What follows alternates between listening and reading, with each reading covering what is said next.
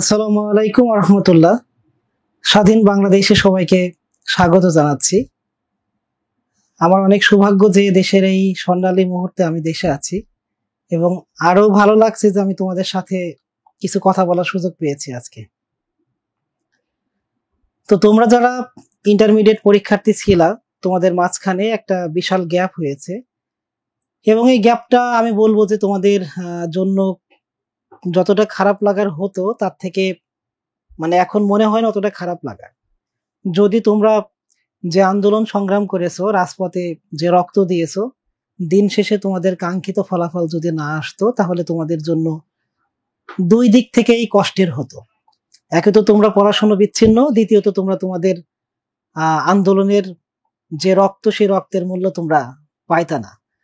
But এখন তোমরা যেহেতু তোমাদের স্বপ্নের একটা বাংলাদেশ পেয়েছো, তোমাদের নিজেদের মতো করে গড়ে নেওয়ার একটা দেশ পেয়েছো, এজন্য আমার মনে হয় যে তোমাদের পরীক্ষা বন্ধ হয়ে তোমাদের পড়াশোনার যে ব্যবচ্ছেদটা ঘটেছে, সেজন্য আমার মনে হয় তোমাদের যতটা মন খারাপ হওয়ার কথা ছিল ততটা মন তোমাদের খারাপ হচ্ছে না। আমি নিজেই মাঝখানে বাংলাদেশের বাইরে একটা দেশে যে প্রায় 18 দিন আটকা পড়েছিলাম এই আমাদের দ্বিতীয় মুক্তিযুদ্ধের স্বাধীনতার জন্য, কিন্তু আমার কিন্তু কোনো খারাপ লাগে নাই। দিন শেষে আমরা আমাদের স্বাধীনতা পেয়েছি, এটাই হলো আমাদের কাঙ্ক্ষিত প্রাপ্য, আমাদের ভালো লাগার একটা জায়গা। তো আমরা আমাদের যে বিজয়ের লক্ষ্যে আমরা রাস্তায় নেমেছিলাম, সেই বিজয় আমরা পেয়েছি। এখন আমাদের কাজ হচ্ছে আমাদের নিজেদেরকে গড়া এবং আমাদের দেশটাকে গড়া। সেই দেশটাকে গড়তে গেলে তোমাদের নিজেদেরকে গড়তে হবে। সেই নিজেদেরকে গড়ার জন্য তোমাদেরকে ভালো ভালো বিশ্ববিদ্যালয়ে পড়াশোনা করতে হবে। তোমরা যদি খুব খেয়াল করো যে 5ই আগস্টের পরে প্রথম যে কাজটা ছিল যে ইন্টারিম গভর্নমেন্ট নির্বাচন করা, সেই ইন্টারিম গভর্নমেন্ট যখন নির্বাচন করা হয় তখন কিন্তু কে কতটুকু এই বিপ্লবে অবদান রেখেছে তার থেকেও বড় কথা হলো যে দেশ চালানোর জন্য কে বেশি যোগ্য। ডক্টর মোহাম্মদ ইউনূসকে ইন্টারিম গভর্নমেন্টের প্রধান করা হয়েছে। সে কি এই আন্দোলনে মাঠে ছিল বা কিছুতে ছিল? কিছু ছিল না, কিন্তু সে হলো অনেক বেশি যোগ্য। তার মানে হলো যে তুমি যদি তোমার নিজেকে যোগ্য করে গড়ে তোলো তাহলে তোমার মূল্য সবাই দিবে। আর তুমি যদি তোমার নিজেকে যোগ্য করে গড়ে না তোলো তাহলে কিন্তু তোমার ভ্যালু কেউ দিবে না। এজন্য আমি বিশ্বাস করি যে আজকের এই ক্লাসে যারা জয়েন করেছো তোমরা এই প্রজন্মের মুক্তিযোদ্ধা, সবাই তোমরা রাজপথে তোমাদের সর্বোচ্চটা দিয়ে আন্দোলন করেছো নতুন বাংলাদেশ আমাদেরকে উপহার দেওয়ার জন্য। তো এই সত্যিকারের বাংলাদেশ গড়ার জন্য তোমাদের নিজেদেরকে অনেক বেশি যোগ্য করে গড়ে তুলতে হবে। আমি যে এক্সাম্পলটা তোমাদেরকে দিলাম সেটা তোমরা একটু চিন্তা ভাবনা করবা যে নতুন বাংলাদেশ গড়ার জন্য যাদেরকে প্রস্তাব দেওয়া হয়েছে, যাদেরকে ডাকা হয়েছে, তারা সবাই কিন্তু অনেক বেশি যোগ্য। সো তোমাদের যোগ্যতা অর্জন করার জন্য তোমরা যদি আজকের গভর্নমেন্টের দিকে তাকাও তাহলে দেখবে এদের অধিকাংশই হচ্ছে পিএইচডি ডিগ্রিধারী, ডক্টর আসিফ নজরুল। তো খুব হাইলি এডুকেটেড পারসন যারা। সো তোমরা যদি নিজেদেরকে যোগ্য করে গড়ে তুলতে চাও তাহলে তোমাদেরকে যেতে হবে কোথায়? বাংলাদেশের টপ বিশ্ববিদ্যালয়গুলোতে তোমাদেরকে যেতে হবে। এবং তোমরা অলরেডি দেখেছো যে এই সরকারে যারা আছে এদের ম্যাক্সিমাম ঢাকা ইউনিভার্সিটির। এই আন্দোলনের সূত্রপাত হয়েছে ঢাকা ইউনিভার্সিটির। বাংলাদেশের এই দেশ গড়ার প্রত্যেকটা আন্দোলন ঢাকা বিশ্ববিদ্যালয় থেকে শুরু হয়। এমনকি তোমরা অতীতে বাংলাদেশের সমস্ত বড় পোস্টিংয়েও দেখবা যে ঢাকা বিশ্ববিদ্যালয় থেকেই অধিকাংশ দায়িত্বপ্রাপ্ত হয়। এর জন্য তোমাদের টপ টার্গেট থাকবে যে কিভাবে তোমরা নিজেদেরকে এই বাংলাদেশের ইতিহাসের অন্যতম পাঠ ঢাকা বিশ্ববিদ্যালয়ে নিয়ে যেতে পারো। এইটা হবে তোমাদের এই মুহূর্তের সব থেকে বড় একটা কাজ। সো মাঠের আন্দোলন শেষ, এখন সবাই আসো আমরা পড়াশোনায় মনোযোগী হই। তোমাদের পড়াশোনার এই মনোযোগী করার জন্য, তোমাদেরকে আবার টেবিলে ফিরিয়ে নেওয়ার জন্য আমাদের আজকের আয়োজন এই ক্লাসটি। আজকের ক্লাসে আমরা কি করব সেটা তোমাদেরকে আমি একটু দেখিয়ে নিই। আমরা আজকে 3টি কাজ তোমাদের সাথে করব। আমি খুব বেশি সময় তোমাদের কাছ থেকে নিব না, আমি হয়তো 1 ঘন্টা থেকে 1.5 ঘন্টার মতো তোমাদের সাথে থাকবো। এই 1 থেকে 1.5 ঘন্টার মধ্যে আমরা 3টি কাজ তোমাদের সাথে করব। Number 1, foundation of English. ইংলিশের ফাউন্ডেশন বলতে আমরা কি বুঝি, সেই ফাউন্ডেশনটা কিভাবে খুব ইজিলি আমরা অ্যাচিভ করতে পারি। নাম্বার 2, এই মুহূর্তে তোমাদের সব থেকে বেশি গুরুত্বপূর্ণ হলো গাইডলাইন। তোমাদের সামনে যেটুকু সময় আছে সেই সময়টুকু তোমরা কিভাবে কাজে লাগাবা, কিভাবে কাজে লাগালে তোমরা এই সময়ের মধ্যে তোমাদের কাঙ্ক্ষিত স্বপ্ন পূরণ করে তোমরা দেশ এবং জাতি গড়ার কাজে খুব ভালো মতো থাকতে পারবা, সেই গাইডলাইনটা আজকে আমি তোমাদেরকে দিব। আশা করি তোমাদেরকে আজকে যে গাইডলাইনটা আমি দিব, এই গাইডলাইনটা তোমাদের স্বপ্ন পূরণের জন্য যথেষ্ট হবে। নাম্বার 3, আমরা অনেক বেশি পরিমাণে হতাশ হয়ে যাই। পান থেকে চুন খসলে আমরা হতাশ হয়ে যাই। আমাদের হতাশ হওয়ার কারণের অভাব নেই। আমরা পরিবার থেকে যেমন হতাশ হই, আমরা সমাজ থেকে হতাশ হই, বন্ধু বান্ধব চারিপাশের সকল মানুষ থেকে আমরা হতাশার বাণী শুনি। রাস্তায় বের হলেই আমরা হতাশা নিয়ে ঘরে ফিরি। এই যে আমরা কারণে অকারণে হতাশ হয়ে যাই, সেই হতাশ যেন তোমরা না হও, সে কারণে আমি তোমাদেরকে কিছু মেডিসিন এই ক্লাসের শেষে দিব। আর অনেকেই কোশ্চেন করতেছে যে আমি কি এখন আমেরিকাতে আছি নাকি বাংলাদেশে আছি। তাদের উদ্দেশ্যে আমি বলি যে আমি এই মুহূর্তে বাংলাদেশে আছি। গত 28শে জুলাই যখন বাংলাদেশে কারফিউ জারি করা হয়েছে, যখন বাংলাদেশের শুট অন সাইট নির্দেশ দেওয়া হয়েছে, সেই মুহূর্তে আমার স্টুডেন্টরা রাজপথে রক্ত দিচ্ছে, আমি আমেরিকাতে বসে থাকতে পারিনি। আমি এই ইতিহাসের সাক্ষী হওয়ার জন্য, তোমাদের এই আন্দোলনে কাজ করার জন্য আমি 28শে জুলাই দেশে চলে এসেছি। এবং বাট দুঃখজনক হচ্ছে আমি 5-6 দিন পরে আবার আমেরিকা ব্যাক করব। But I am very lucky that যে আমি তোমাদের এই বিজয়ের সাক্ষী হয়েছি, এবং আমার অসংখ্য বন্ধু যখন আমেরিকাতে আছে তখন আমি এই বিজয়ের সময়ে বাংলাদেশে আছি। তো তোমাদের বেসিক কিছু কথা আমি বললাম, কিন্তু তোমাদের ক্লাসের শেষের দিকে তোমাদের জন্য আমার মেইন কথাগুলো থাকবে। আমরা এখন তোমাদেরকে আমাদের প্রথম পার্টের যে টার্গেট, যে ফাউন্ডেশন অফ ইংলিশ, সেটা আমি তোমাদেরকে উইদিন 30 মিনিটসের মধ্যে আশা করি শেষ করে দিতে পারবো। তোমরা এখন সবাই অনেক ম্যাচিওর। তোমরা কতটা ম্যাচিওর তোমরা আসলে নিজেরাও কল্পনা করতে পারো না। তোমরা যে কাজটি করে দেখিয়েছো গত 15-20 দিনের মধ্যে, সেটা কিন্তু আমাদের বাংলাদেশের একেবারে প্রবীণ রাজনীতিবিদ, বাংলাদেশের অনেক বয়স্ক মানুষগুলো 16 বছর ধরে যে আবর্জনা পরিষ্কার করতে পারে নাই, সেটা তোমরা মাত্র 15-20 দিনে করে দেখিয়েছো। সো তোমাদের অনেক বেশি সাহস আছে, তোমাদের অনেক বেশি যোগ্যতা আছে, তোমাদের অনেক বেশি ম্যাচিউরিটিও আছে। ফাউন্ডেশন অফ ইংলিশ বলতে কি বোঝায় তোমরা খুব ভালো করে বোঝো, বাট আই উইল রিপিট। আমার মনে হয় যে আমি জাস্ট আর একটু রিপিট করব তোমাদেরকে। আমার কাছে বা কারো ইংরেজির ফাউন্ডেশন বলতে আমি কিন্তু শুধু আমার বাংলাদেশের এক্সপিরিয়েন্সড ফোকাস বিশ্ববিদ্যালয় ভর্তি কোচিং এ 1 যুগেরও বেশি সময় ধরে ক্লাস নেওয়ার অভিজ্ঞতার কথা বলছি না। আমি গত 4 বছর ধরে আমেরিকার টপ ইউনিভার্সিটি গুলোতে পড়াশোনা করছি, স্টুডেন্টদেরকে পড়াচ্ছি, তাদেরকে কাছ থেকে দেখছি। সো যেখান থেকে এই ইংরেজির উৎপত্তি হয়েছে সেখানে কিন্তু আমি গত 4 বছর ধরে আছি।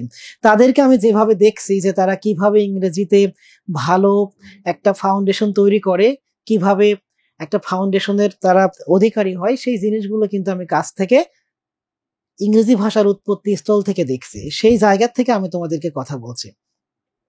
সো আমি তোমাদেরকে যেটা বলবো যে ইংরেজির ফাউন্ডেশন বলতে মূলত বোঝাই sentence, word and parts of স্পিচের দক্ষতা। এই কনসেপ্ট গুলা ইংলিশের একদম ফাউন্ডেশন। সেন্টেন্স বলতে আমরা সবাই বুঝি যে সেন্টেন্স একটা বাক্য, অর্থাৎ সেন্টেন্স যখন আমরা একটা মনের ভাব খুব ভালো মতো প্রকাশ করি, তখন সেটাকে আমরা একটা বাক্য বলি। অর্থাৎ আমরা যখন কথা বলি, সেই কথাগুলো আমরা শব্দের সাহায্যে বলতে পারি না, কথাগুলো আমাদের কোনো পরিপূর্ণ বাক্যের সাহায্যে বলতে হয়। আমাদের প্রত্যেকটা পরিপূর্ণ কথাই সেন্টেন্স। অর্থাৎ তুমি তোমার এই জীবনে তুমি যা কিছু করতে চাও না কেন, সবকিছু তোমাকে বাক্যের সাহায্যে করতে হবে।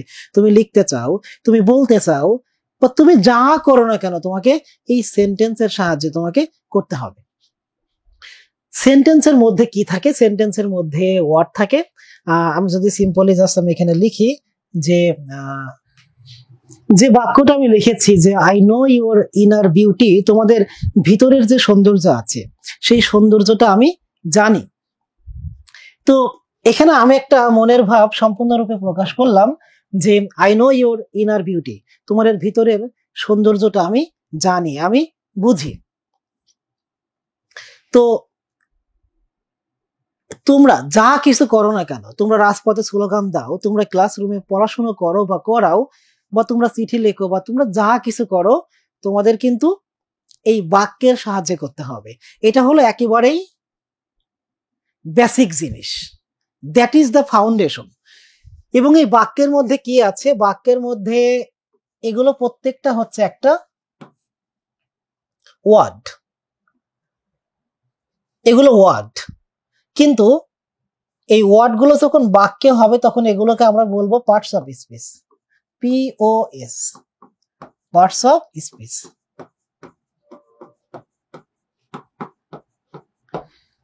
তোমরা কি কেউ বলতে পারবা যে পার্টস অফ স্পিচ এর সাথে ওয়ার্ডের পার্থক্য কোন জায়গায়? আমি যদি শুধু লিখি ইওর, জাস্ট এতটুকু, এটা কিন্তু একটা শব্দ। আমি যদি শুধু লিখি ইনার, এটা একটা শব্দ। বাট যখন এই শব্দগুলো কোনো বাক্যের মধ্যে হবে তখন এগুলোকে বলা হবে পার্টস অফ স্পিচ। তাহলে এই পার্টস অফ স্পিচ এর কনসেপ্টটা আমাদের যেভাবে আসছে যে আমরা আমাদের লাইফে যা কিছু করি না কেন আমাদের বাক্যের দরকার, সেই বাক্যের মধ্যে যে শব্দগুলো থাকে সেই শব্দগুলোকে আমরা বলি পার্টস অফ স্পিচ। সেই শব্দের পজিশনের উপরে ভিত্তি করে সেগুলোকে ভিন্ন ভিন্ন পার্টস অফ স্পিচে পরিচিত করানো হয়। সেদিকে আমি আজকে যাব না, আমি জাস্ট তোমাদেরকে বোঝাচ্ছি যে আমাদের একদম বেসিক ফাউন্ডেশন হচ্ছে আমাদের পার্টস অফ স্পিচ গুলো বোঝা, সেন্টেন্স এবং ওয়ার্ড, এই জিনিসগুলো আমাদের বোঝা। তোমরা যদি ঢাকা বিশ্ববিদ্যালয় সহ বাংলাদেশের প্রত্যেকটি বিশ্ববিদ্যালয়ের বিগত ভর্তি পরীক্ষার কোশ্চেন গুলো দেখো, বিগত 10 বছর বা 20 বছরের, তাহলে তোমরা দেখবা যে প্রত্যেক বছর প্রত্যেকটা বিশ্ববিদ্যালয়ের ভর্তি পরীক্ষায় 1 থেকে 2টা কোশ্চেন এই পার্টস অফ স্পিচ থেকে আসে। Identification of parts of speech থেকে কোশ্চেন 1টা বা 2টা হবেই।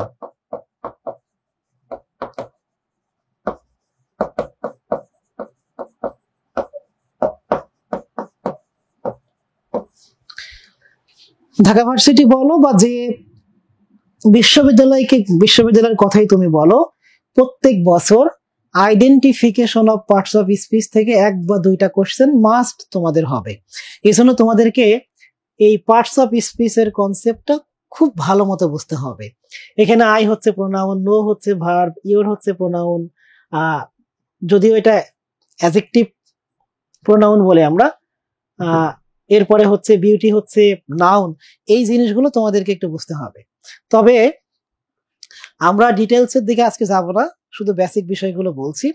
তো ডিটেলসে তোমাদেরকে দেখানো হবে যে কোন শব্দটা কোন পার্টস অফ স্পিচ হয়। সেন্টেন্স নিয়ে আমি কথা বলেছি, সেন্টেন্সের একবারে ভিতরে আমি যাব না, বাট তোমরা অবশ্যই জানো যে সেন্টেন্সের 3 ধরনের সেন্টেন্স আছে। একটা হলো সিম্পল, একটা হচ্ছে কমপ্লেক্স, একটা হচ্ছে কম্পাউন্ড। তোমরা একটু নোট নিতে থাকো, ঠিক আছে? নোট নিতে থাকো। Simple, complex, compound. তো সিম্পল, কমপ্লেক্স এবং কম্পাউন্ড এই 3 ধরনের সেন্টেন্সটা বোঝা হচ্ছে খুবই জরুরি। এই সেন্টেন্স গুলো তোমাদের রাইটিং স্কিলের জন্য লাগবে, এই সেন্টেন্স গুলো তোমাদের এভরি পার্ট অফ গ্রামারের জন্য তোমাদের লাগবে। সিম্পল, কমপ্লেক্স, কম্পাউন্ড, আমি তোমাদেরকে এটা জিনিসটা বোঝাবো। তার আগে আমি তোমাদেরকে যেভাবে সহজে বোঝানো যায় সেটা আমি তোমাদেরকে বোঝাবো। সেন্টেন্স 3 প্রকার, এরপরে ক্লোজ। আচ্ছা, সেন্টেন্স এবং বাক্যের মধ্যে পার্থক্য কি? সরি, ক্লোজ এর মধ্যে পার্থক্য কি? এগুলো একদম বেসিক জিনিস, এগুলো তোমরা যদি না বোঝো তাহলে কিন্তু তোমাদের ইংলিশের এই ফাউন্ডেশনটা দুর্বল হয়ে যাবে। ক্লোজ মানে হলো বাক্যের অংশ, বাক্যের অংশ আর একটা বাক্য, ক্লোজও একটা বাক্য। মানে তোমরা সহজভাবে মনে রাখতে পারো যে সেন্টেন্স মানে হলো বাক্য, ক্লোজও একটা বাক্য, এদের মধ্যে কোনো পার্থক্য নেই। এভাবে তোমরা মনে রাখতে পারো, তাহলে তোমাদের খুব সহজে মনে থাকবে। সেন্টেন্স আর ক্লোজ সেম জিনিস, দেয়ার ইজ নো ডিফারেন্ট, এদের মধ্যে কোনো পার্থক্য নেই। বাট আমি যদি বলি এখানে যে আই নো হিম, এটা কি সেন্টেন্স নাকি ক্লোজ বলতে পারবা?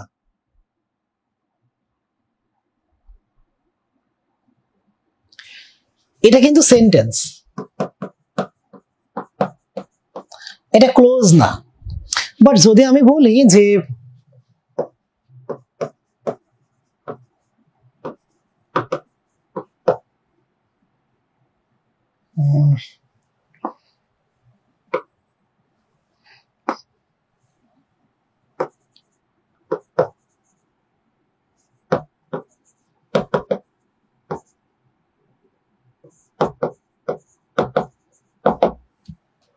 তোমরা খেয়াল করে দেখো যে যখন আমি লিখতেছি যে I know him that he is a fascist, এখন এখানে কিন্তু বাক্য দুইটা, এটা একটা বাক্য, এটা একটা বাক্য। তো এইটাও একটা, তখন আর এটাকে বাক্য বলা যাবে না, এটাকে বলা হবে একটা ক্লজ, এটাকেও বলা হবে একটা ক্লজ। বাট আমি যদি বলি শুধু হি ইজ আ ফ্যাসিস্ট, এটাকে শুধু ক্লোজ বলা যাবে? তোমরা আমাকে বলো। হি ইজ আ ফ্যাসিস্ট, এটাকে ক্লোজ বলা যাবে না, এটাকে তোমাদেরকে কি বলতে হবে? বাক্য বলতে হবে, সেন্টেন্স বলতে হবে। ক্লোজ হতে গেলে একটা বাক্যের মধ্যে অনেকগুলো বাক্য থাকতে হবে। মানে সিম্পল কথাই হলো, কোনো সিম্পল সেন্টেন্সের মধ্যে ক্লোজ থাকে না, সেটাকে হয় কমপ্লেক্স না হয় কম্পাউন্ড হতে হবে।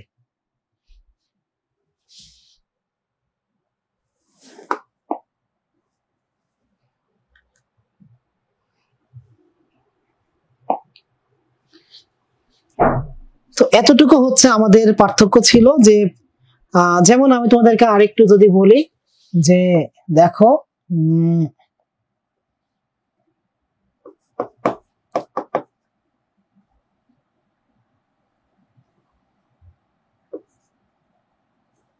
যদি বলি she is a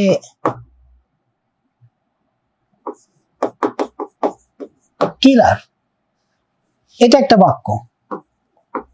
this is not close,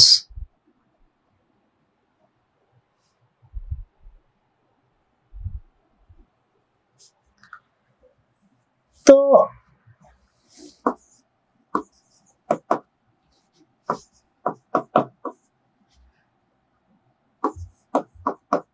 she acts well, এটা হচ্ছে আর একটা বাক্য।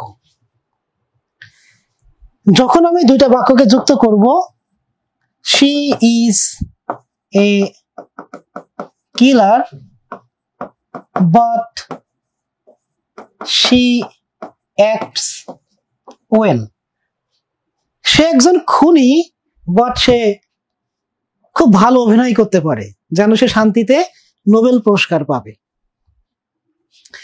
এখন কিন্তু তুমি এটাকে আর বাক্য বলতে পারবে না, এখন তোমাকে বলতে হবে এটা একটা ক্লোজ, এটা একটা ক্লোজ। এই দুইটাকে এখন আর বাক্য বলা যাবে না। তাহলে ক্লোজ এবং বাক্যের মধ্যে পার্থক্যটা তোমরা বুঝতে পারছো কিনা? এই বেসিক পার্থক্য না বুঝলে কিন্তু প্রবলেম হবে তোমাদের।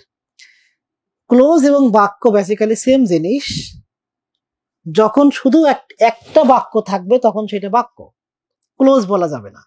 বাট যখন সেটা কমপ্লেক্স সেন্টেন্স হবে অথবা কম্পাউন্ড সেন্টেন্স হবে, তখন সেটাকে আমরা বলবো ক্লোজ।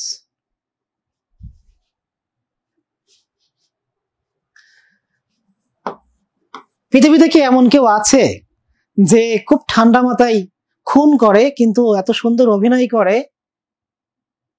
যাতে সে শান্তিতে নোবেল পাওয়ার মতো ক্যান্ডিডেট থাকে? আমার মনে হয় না এরকম পৃথিবীতে কেউ আছে।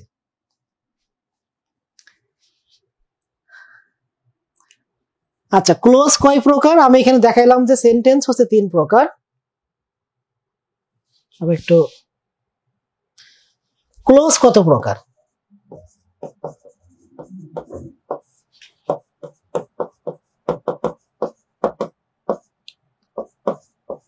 Principal clause,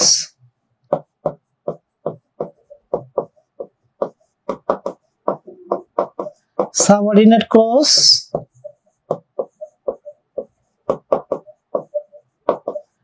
coordinate close. Principal clause, subordinate clause, coordinate close,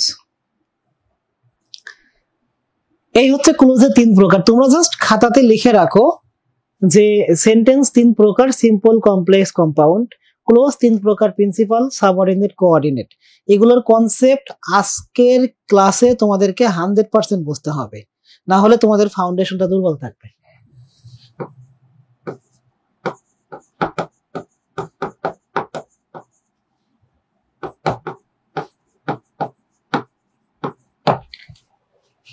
conjunction হচ্ছে 3 প্রকার। 1 নম্বর হচ্ছে সাবঅর্ডিনেট কনজাংশন,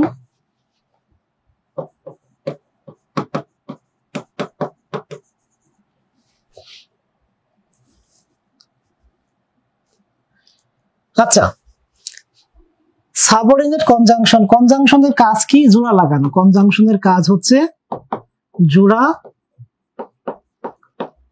লাগানো।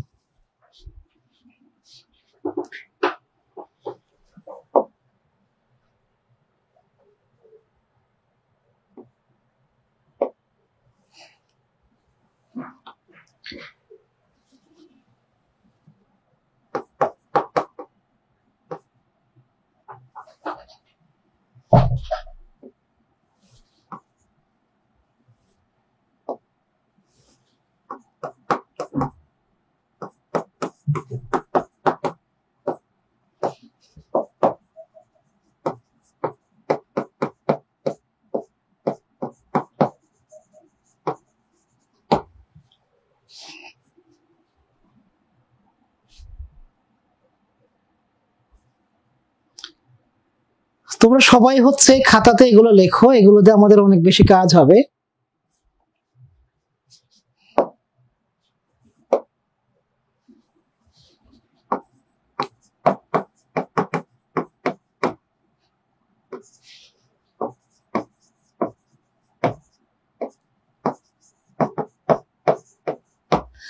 তোমরা আমাকে একটু বললো যে কোন কালিটা ভালো আর কি।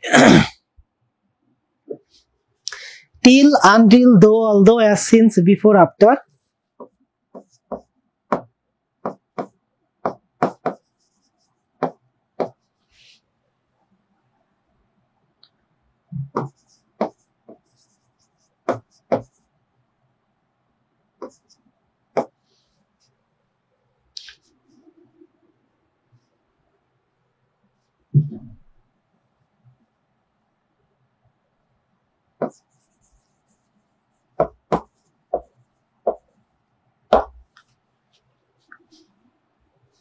দেখো আমি কি লিখেছি যে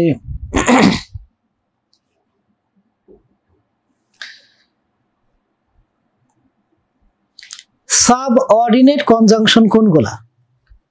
till, until, though, although, as, since, before, after, if, that, because। সমস্ত ডব্লিউএইচ, সমস্ত ডব্লিউএইচ বলতে কি বোঝায়? হু, হুইচ, হোয়াট, হাউ, এরকম আর কি। তো এখানে কয়েকটা জিনিস তোমাদেরকে মাথায় রাখতে হবে, সেটা হলো ফতোয়া।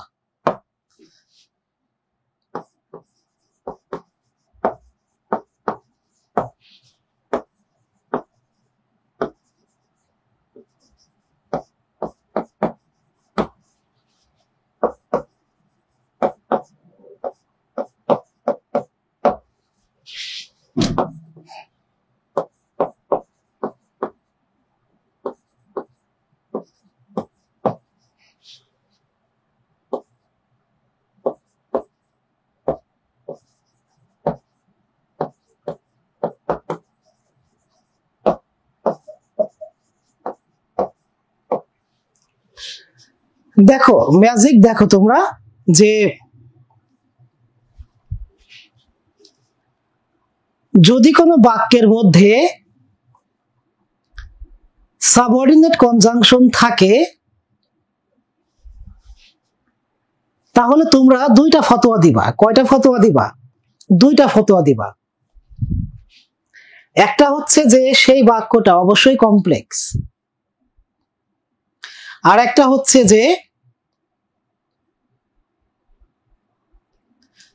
ক্লোজটি অবশ্যই সাবঅর্ডিনেট ক্লোজ। অধিকাংশ বিশ্ববিদ্যালয়ে, আচ্ছা লাল কালি দিয়ে লিখবো না, তোমরা যেটা বলেছো যে লাল কালি বাদ, লাল কালি দিয়ে লিখবো না। প্রত্যেকটা ভার্সিটি ভর্তি পরীক্ষায় প্রায় বছর একটা বাক্য দিয়ে তোমাদেরকে জিজ্ঞেস করা হয় যে এটা কোন বাক্য, একটা ক্লোজ দিয়ে জিজ্ঞেস করা হয় কোন ক্লোজ। আমি যদি আজকের ক্লাসের পরে তোমরা কখনো ক্লোজ এবং বাক্য ভুল করো তাহলে তোমাদের সাথে আমার অনেক বোঝাপড়া আছে। আমি তোমাদের কিছুই বলি না, আমি শুধু বলেছি যে টিল, আনটিল, দো, although, as, since, before, after, if, that, because, সমস্ত ডব্লিউএইচ এগুলো হলো সাবঅর্ডিনেট কনজাংশন। যদি কোনো বাক্যের মধ্যে এই কনজাংশনের দেখা মেলে তাহলে তোমরা বলে দিবা যে এটা কমপ্লেক্স সেন্টেন্স এবং ক্লোজটা হচ্ছে সাবঅর্ডিনেট ক্লোজ। যদি আমরা উদাহরণ দিই,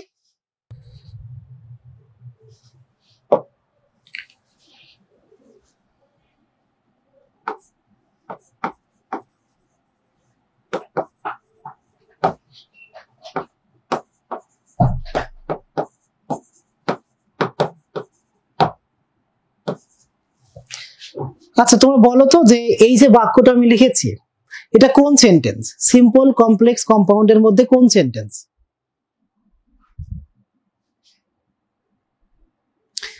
যেহেতু এই বাক্যের মধ্যে দ্যাট আছে তার মানে এটা কি হবে? এটা কমপ্লেক্স সেন্টেন্স। এরপরে আমি যদি বলি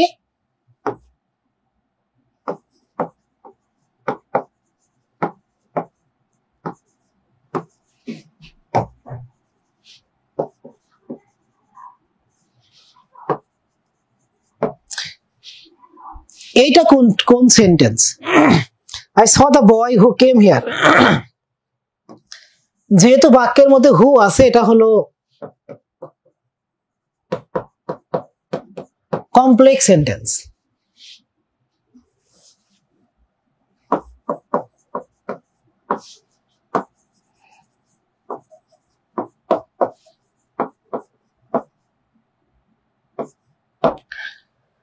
I love how he talks। যেহেতু বাক্যের মধ্যে হাউ আছে এটাও কমপ্লেক্স। তাহলে তোমাদের যে আমি বললাম যে বাক্যের মধ্যে যদি টিল, আনটিল, দো, although, as, since, before, after, if, that এবং যে কোনো ডব্লিউএইচ থাকে তাহলে সেটা কমপ্লেক্স সেন্টেন্স হবে।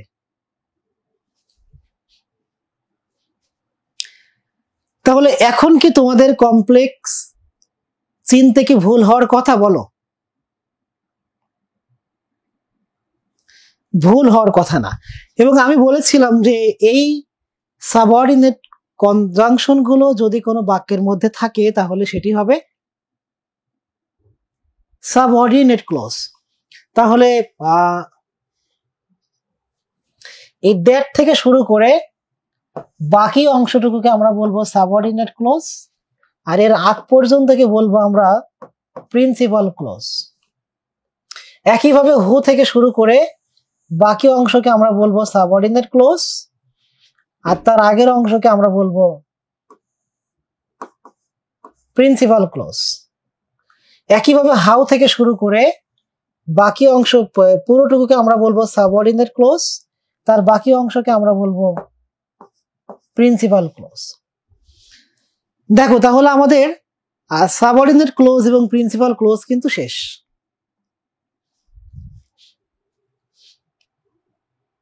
কনজাংশন থেকে শুরু করে পরের অংশটুকুকে বলা হবে সাবঅর্ডিনেট ক্লজ এর বাকি অংশকে বলা হবে principal clause.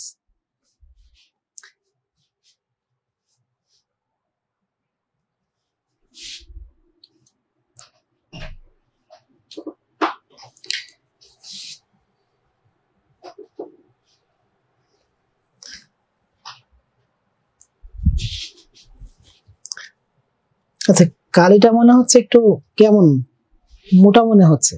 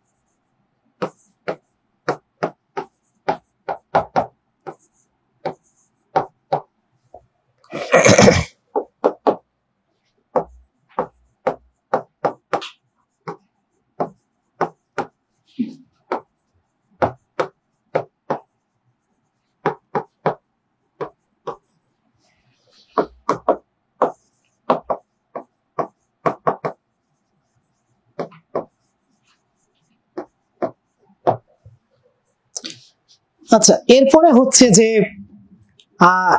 and or but yet এগুলোকে বলা হয় কোঅর্ডিনেট কনজাংশন। যদি কোনো বাক্যের মধ্যে এই কোঅর্ডিনেট কনজাংশন থাকে তাহলে সেই বাক্যকে বলা হবে কম্পাউন্ড সেন্টেন্স এবং সেই ক্লোজকে বলা হবে কোঅর্ডিনেটিং ক্লোজ। আচ্ছা, ব্যাকগ্রাউন্ডের জন্য কি প্রবলেম হচ্ছে?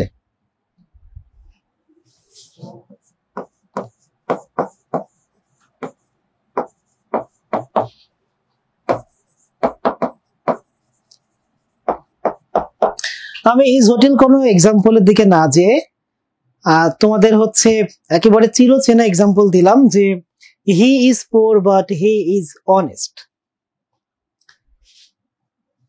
তো এই বাক্যের মধ্যে যেহেতু বাট আছে, এটাকে কোন সেন্টেন্স বলবো তোমরা বলো তো? এটাকে বলবো কম্পাউন্ড। আর এটাকে বলবা কোঅর্ডিনেটিং ক্লোজ, এটাকেও বলবা কোঅর্ডিনেট ক্লোজ। কো মানে হচ্ছে সমান, কো মানে কি সমান, কো ফাউন্ডার মানে কি সমান প্রতিষ্ঠাতা, সহ প্রতিষ্ঠাতা। কো মানে হচ্ছে সমান সমান। এটাও একটা পরিপূর্ণ বাক্য, এটাও একটা পরিপূর্ণ বাক্য, এই জন্য এটাকে কোঅর্ডিনেটিং ক্লোজ বলা হয়। আবার যদি বলি যে ডু অর ডাই, এটা কোন ধরনের সেন্টেন্স? যেহেতু বাক্যের মধ্যে অর আছে, এটা হচ্ছে কম্পাউন্ড সেন্টেন্স। এই ডু হচ্ছে কোঅর্ডিনেট ক্লজ, এটা হচ্ছে কোঅর্ডিনেট ক্লজ। এই ডু মানে হলো ইউ ডু, ডাই মানে হচ্ছে ইউ ডাই। হয় তুমি লড়াই করো, না হয় তুমি মারা যাও।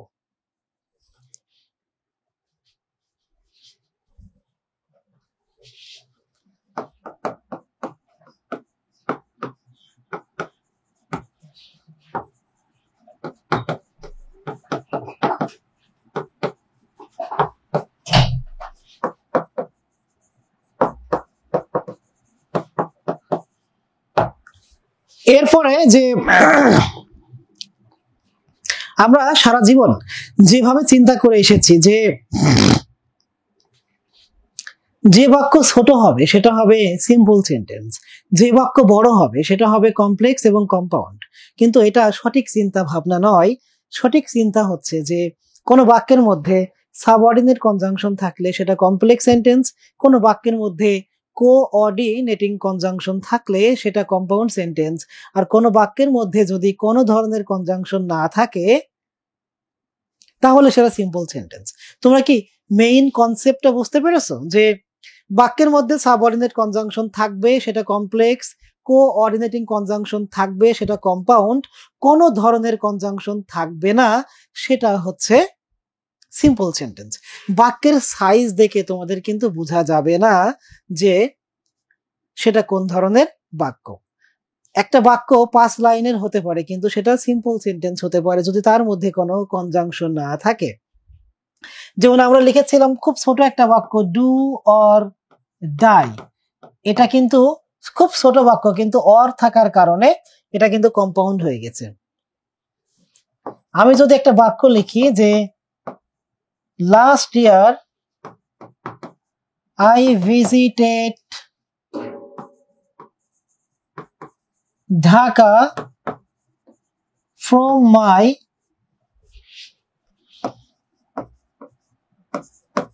current workplace USA to meet my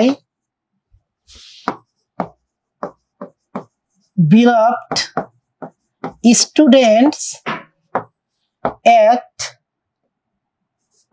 the University of Dhaka in the capital city of Bangladesh beside Supreme Court and Doel Sottor। ওকে, আমি এখানে থেমে গেলাম। আমি চাইলে এটাকে আরো অনেক বড় করতে পারতাম। এই সেন্টেন্সটা দেখো যে last year I visited Dhaka from my current workplace United state of America to meet my beloved students at the University of Dhaka in the capital city of Bangladesh beside Supreme Court and Doel Chottor as well as Shohid Minar Dhaka Medical College etc etc etc। এই বাক্যের size দেখে তোমাদের মনে হতে পারে যে এটা শেখ হাসিনার মতো একটা দানবীয় কোনো জিনিস যার পতন ঘটানো সম্ভব নয়, কিন্তু একবার যদি তোমরা সাহস করে কনজাংশনের রাজ্যে ঢুকে যাও, যেখানে ফতোয়া দেওয়া হচ্ছে যদি কোনো বাক্যের মধ্যে সাবঅর্ডিনেট কনজাংশন থাকে তাহলে সেটা কমপ্লেক্স সেন্টেন্স, কোঅর্ডিনেট থাকলে কম্পাউন্ড সেন্টেন্স, কোনো ধরনের দালাল কনজাংশন যদি না থাকে তাহলে সেটা দেশপ্রেমিক সিম্পল সেন্টেন্স হবে। তাহলে তোমরা কিন্তু বিভ্রান্ত হবে না, তোমরা কিন্তু কোনো ধরনের গুজবে কান দিবা না, তোমরা কিন্তু সরাসরি গণভবনে ঢুকে যেতে পারবা, বিজয় ছিনিয়ে আনতে পারবা, ঢাকা ভার্সিটি ভর্তি পরীক্ষায় 1 নম্বর তোমাদের নামের পাশে যুক্ত হবে। Size doesn't matter. এই বাক্যের মধ্যে কোনো ধরনের কনজাংশন আছে? চিল্লাই বলো, আছে কিনা? নেই। কেউ বলতে পারে যে এই অ্যান্ড তো কনজাংশন। বাবা, এখানে অ্যান্ড কোনো কনজাংশনের কাজ করতেছে না, এখানে সুপ্রিম কোর্ট অ্যান্ড দোয়েল চত্বর দুইটা নাউনের মাঝখানে এটা বসেছে, এটা কোনো কনজাংশনের ওই দুইটা বাক্যকে যুক্ত করার কোনো কাজ করতেছে না এখানে। সো মাথায় রাখবা, ছোট বড় কোনো বিষয় না, কনজাংশন না থাকলে সিম্পল হবে। এখন তোমরা বলো যে পরীক্ষায় যদি কোনো বাক্য দিয়ে তোমাদের কাছে জিজ্ঞেস করে কোনটি কমপ্লেক্স, কোনটি কম্পাউন্ড আর কোনটি সিম্পল, পারবা কিনা বলো? গত বছরও কিন্তু ভার্সিটি ভর্তি পরীক্ষায় একাধিক কোশ্চেন হয়েছে, ঢাকা ভার্সিটিতেও কোশ্চেন হয়েছে। কোন সেন্টেন্স? পারবা না? জাস্ট তোমাদেরকে কনজাংশন গুলো মুখস্থ করতে হবে, এবং একইভাবে কোনটা কোন ক্লোজ এটাও যদি পরীক্ষাতে আসে, পারবা কিনা বলো আমাকে? কোনটা সাবঅর্ডিনেট ক্লোজ, কোনটা প্রিন্সিপাল ক্লোজ এবং কোনটা কোঅর্ডিনেট ক্লোজ, পারবা কিনা? তাহলে তোমাদের এখানে হার্বাল প্রোডাক্টের মতো কাজ করতেছে কনজাংশন। এই কনজাংশন মুখস্থ করলে তোমাদের সারা জীবনের জন্য ক্লোজ এবং সেন্টেন্স চেনার যে অসুখ, সেই অসুখ থেকে তোমাদের মুক্তি মিলবে। 1 ফাইল যথেষ্ট হবে। যদি 1 ফাইল যথেষ্ট না হয় তাহলে আমি তোমাদের মূল্য ফেরত দিয়ে দেবো ইনশাল্লাহ। ওকে, তাহলে আমরা ক্লোজ, কনজাংশন এবং সেন্টেন্স তোমাদের শেষ করলাম। এরপরে কি আছে একটু দেখি। আচ্ছা, পার্টস অফ স্পিচ তোমাদের একটু সময় লাগবে। আমাদের ফোকাসের যে 13টা লেকচার শিট, সেই 13টা লেকচার শিটের মধ্যে প্রথম 6টা লেকচার শিট পার্টস অফ স্পিচের উপরে। তো এটা 6টা ক্লাসের বিষয়, আমার এই 10 মিনিটের মধ্যে এটা দেখানো সম্ভব না। জাস্ট তোমাদেরকে আমি কয়েকটা জিনিস বলে দিচ্ছি যেটা তোমাদের অনেক অনেক কাজে লাগতে পারে। সেটা হলো, আমরা সবাই জানি যে পার্টস অফ স্পিচ কত প্রকার: noun, pronoun, adjective, adverb, preposition, conjunction, interjection, এগুলো হচ্ছে পার্টস অফ স্পিচ। বাট এর মধ্যে তোমাদের বেসিক্যালি পরীক্ষাতে আসবে যেগুলো, সেগুলো হচ্ছে noun, verb, adverb, adjective, preposition. Basically এই তিনটা হলো বেশি গুরুত্বপূর্ণ।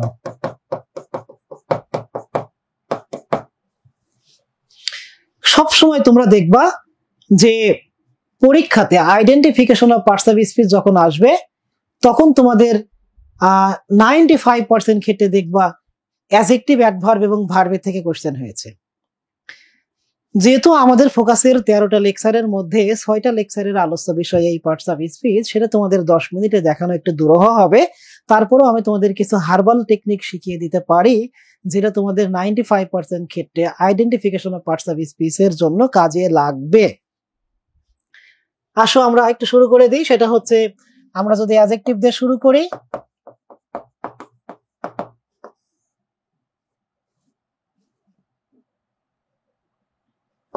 এটার কনসেপ্ট হচ্ছে নাউন অথবা প্রোনাউন সম্পর্কে তথ্য দেবে। যে কোনো শব্দ যদি কোনো নাউন এবং প্রোনাউন সম্পর্কে তথ্য দেয়, সেটা হচ্ছে অ্যাডজেক্টিভ হবে। এবং চেনার উপায় হচ্ছে,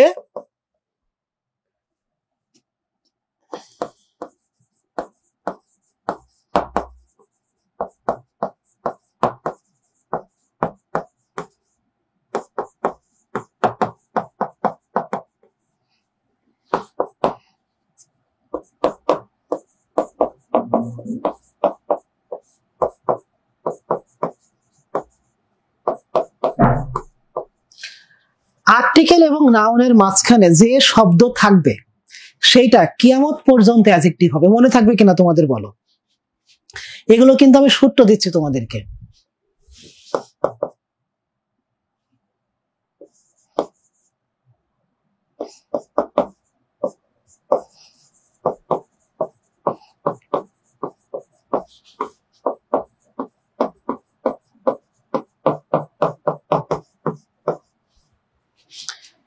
am, is, are, was, were এই বি ভার্বের পরে অ্যাডজেক্টিভ হবে। সো দেখো, আমি তোমাদের কি বললাম যে নাউনের আগের শব্দটি অ্যাডজেক্টিভ হবে, আর্টিকেল এবং নাউনের মাঝখানের শব্দটি কি হবে? অ্যাডজেক্টিভ হবে। আমি তোমাদের যদি এক্সাম্পল দিই এই তিনটার থেকে, আমি যদি তোমাদের নিচে লিখলে দেখা যাবে, কুতুব নিচে লিখলে দেখা যাবে?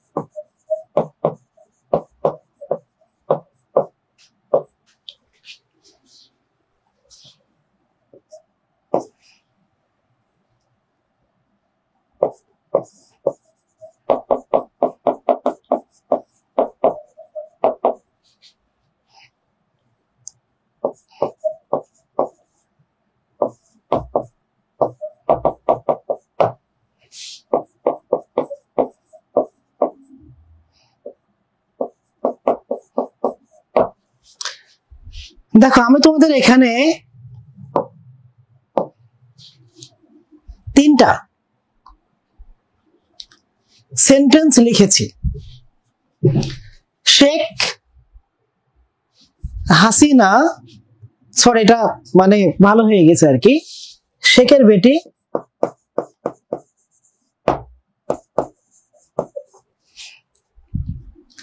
এবার ঠিক আছে, শেখের বেটি ইজ অ্যান এক্সেপশনাল অভিনেতা, অভিনেত্রী।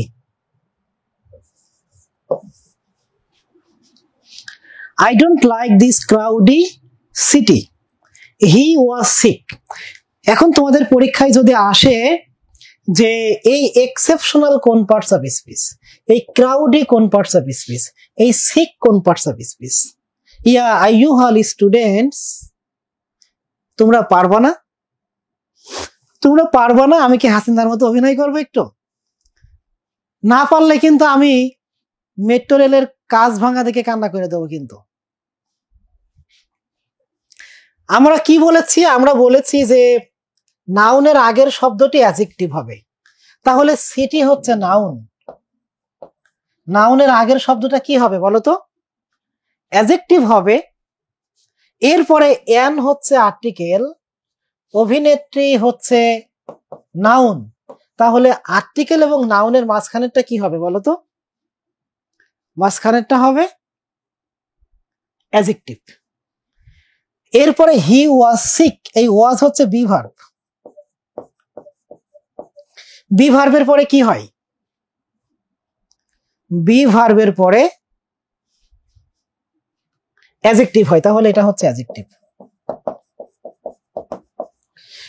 এবার তোমরা আমাকে বলো যে ভার্সিটি ভর্তি পরীক্ষায় প্রত্যেক বছর এই অ্যাডজেক্টিভ থেকে একটা কোশ্চেন হবে, তোমরা পারবা কিনা আমাকে বলো। তিনটা মাত্র সূত্র বলেছি। কয়টা সূত্র? তিনটা সূত্র বলেছি। নাউনের আগে, আর্টিকেল নাউনের মাঝে এবং বি ভার্বের পরে।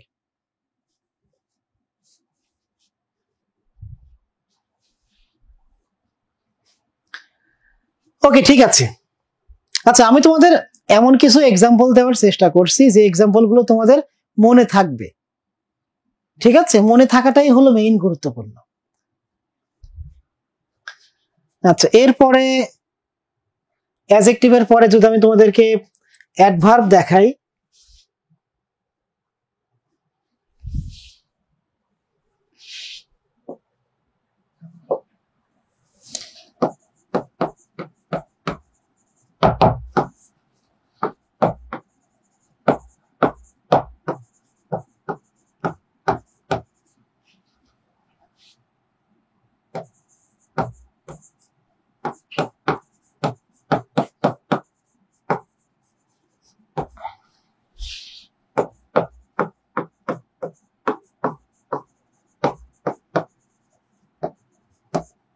কত বাজে?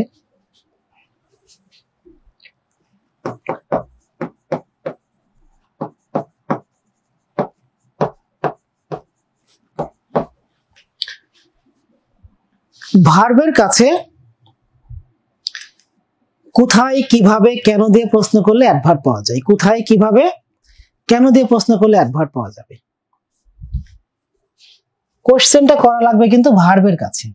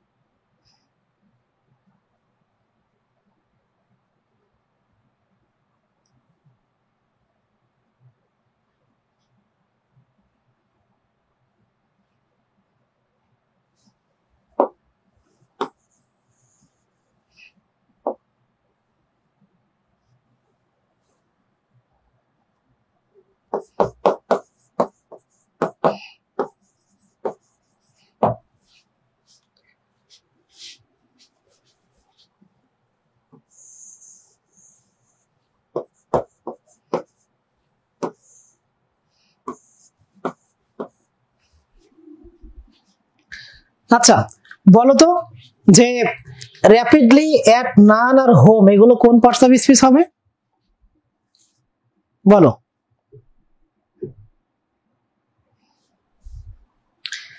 আমি বলেছি যে ভার্বের কাছে কিভাবে, কেন, কোথায় দিয়ে প্রশ্ন করলে অ্যাডভার্ব পাওয়া যাবে। শি ফ্লিউ, সে পালিয়ে গিয়েছিল। কিভাবে? কিভাবে পালিয়ে গিয়েছিল? কিভাবে? র্যাপিডলি। তাহলে কিভাবে দিয়ে প্রশ্ন করতেছি, কিভাবে, এটা হলো অ্যাডভার্ব। সে পালিয়ে গিয়েছিল কখন? দুপুরে। কখন? দুপুরে, এটাও হলো অ্যাডভার্ব। আই ওয়েন্ট, আমি গিয়েছিলাম কোথায়? বাড়িতে, তাহলে এটাও হচ্ছে অ্যাডভার্ব। এই একটা লাইন যদি মনে রাখো তাহলে তোমরা কখনো পরীক্ষাতে অ্যাডভার্ব ভুল করবে না। ভার্বের কাছে কোথায়, কখন, কিভাবে, কেন দিয়ে প্রশ্ন করলে তোমরা যে উত্তর পাবা সেই উত্তরটা হলো অ্যাডভার্ব। আর নাউনের ক্ষেত্রে তোমাদেরকে বলবো যে প্রিপজিশন এর পরের শব্দ কিয়ামত পর্যন্ত নাউন।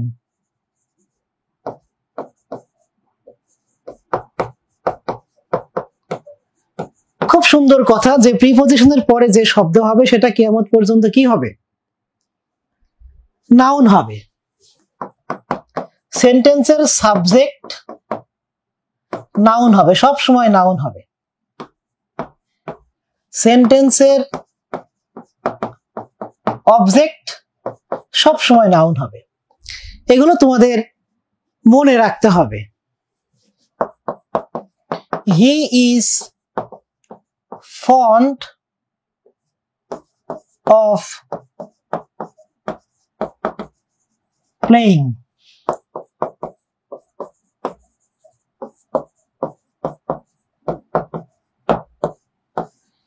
এখানে প্লেইং এবং ইন এই দুইটা কোন পার্টস অফ স্পিচ হবে বলো তো?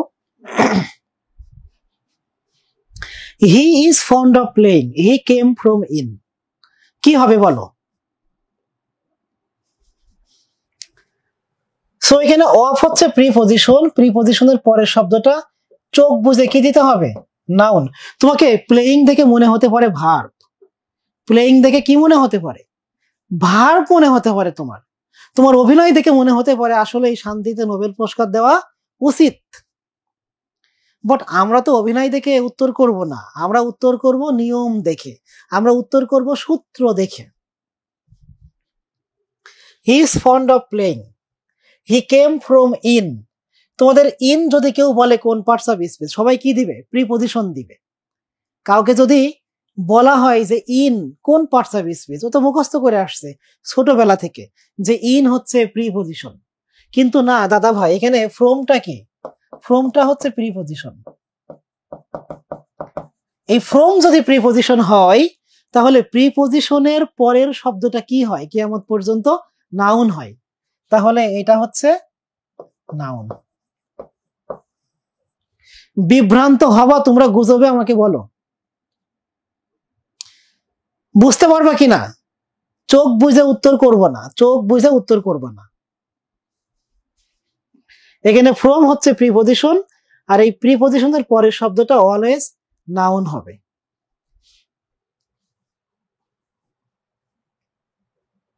ওকে, এরপরে এই তো মোটামুটি হয়ে গেল।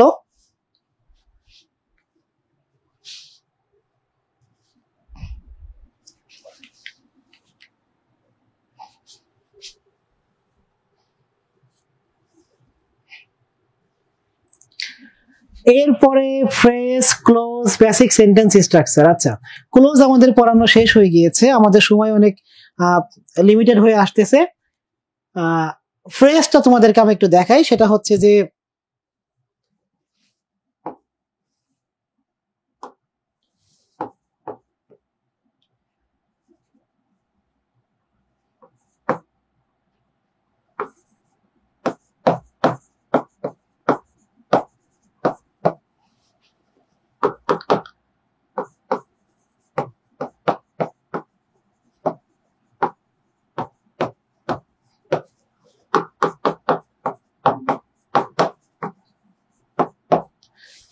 এই তিনটা জিনিস যদি স্যাটিসফাই করা হয় তাহলে সেটাকে বলা হবে ফ্রেজ। একগুচ্ছ শব্দ হতে হবে। কতটুকু শব্দ হতে পারে? একগুচ্ছ শব্দ। শব্দগুচ্ছ মানে হচ্ছে 1+ অথবা 2 থেকে শুরু করে ইনফিনিটি পর্যন্ত হতে পারে। মিনিমাম 2টা শব্দ হতে হবে। মিনিমাম কয়টা? 2টা শব্দ হতে হবে। সো আমি যদি বলি যে he is on the road, এখানে অন দা রোড, এখানে শব্দ কয়টা? 3টা, একটা গ্রুপ অফ ওয়ার্ড। এরপরে এখানে কোনো ভার্ব নেই এবং এর অর্থ হচ্ছে একটা, তাহলে এটা একটা ফ্রেজ। এটা একটা কি? ফ্রেজ। যদি বলি যে ইন দা মর্নিং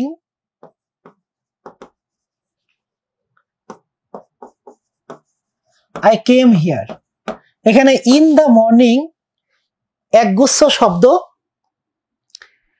কোনো ভার্ব নেই এবং এর অর্থ হচ্ছে একটা, তাহলে এটা একটা ফ্রেজ। অ্যাকচুয়ালি প্রত্যেকটা বাক্যের মধ্যেই প্রায় ফ্রেজ থাকে। যেমন আমি যদি বলি বিকজ, এটা হলো একটা শব্দ, এটা কিন্তু ফ্রেজ না, এটা একটা শব্দ। যদি আমি বলি বিকজ অফ ইলনেস, তাহলে এই বিকজ অফ হচ্ছে একটা ফ্রেজ। যদি আমি বলি স্লোলি, এটা একটা শব্দ, এটা কিন্তু পার্টস অফ স্পিচ না, বাট আমি যদি এটাকেই লিখি ইন এ স্লো ওয়ে, এটা হয়ে যাবে একটা ফ্রেজ। যদি আমি বলি টেইললেস, এটা কিন্তু একটা ওয়ার্ড, এটা কোনো ফ্রেজ না। যদি আমি টেইললেসটাকে এভাবে লিখি যে উইদাউট আ টেইল, টেইললেস মানেও লেসবিহীন, উইদাউট আ টেইল মানেও হচ্ছে লেসবিহীন। সো এটা কিন্তু ফ্রেজ হয়ে যাচ্ছে। যখন তোমরা একটা শব্দের যে অর্থ, ওই কাজটাই যখন তোমরা গ্রুপ অফ ওয়ার্ডস দিয়ে করবা, তখন কিন্তু সেটাকে বলা হবে ফ্রেজ। তোমরা ক্লিয়ার কিনা ফ্রেজ জিনিসটা কি? এখন তোমরা আমাকে বলতে পারো যে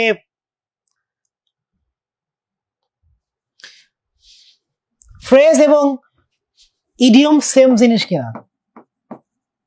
ফ্রেজ, ইডিয়ম এই দুইটা আসলে সেম জিনিস। কি জিনিস? সেম জিনিস। ফ্রেজ এবং ইডিয়ম হলো সেম জিনিস, কোনো পার্থক্য নেই। একটা পার্থক্য আছে, সেই পার্থক্যটা কি? ফ্রেজ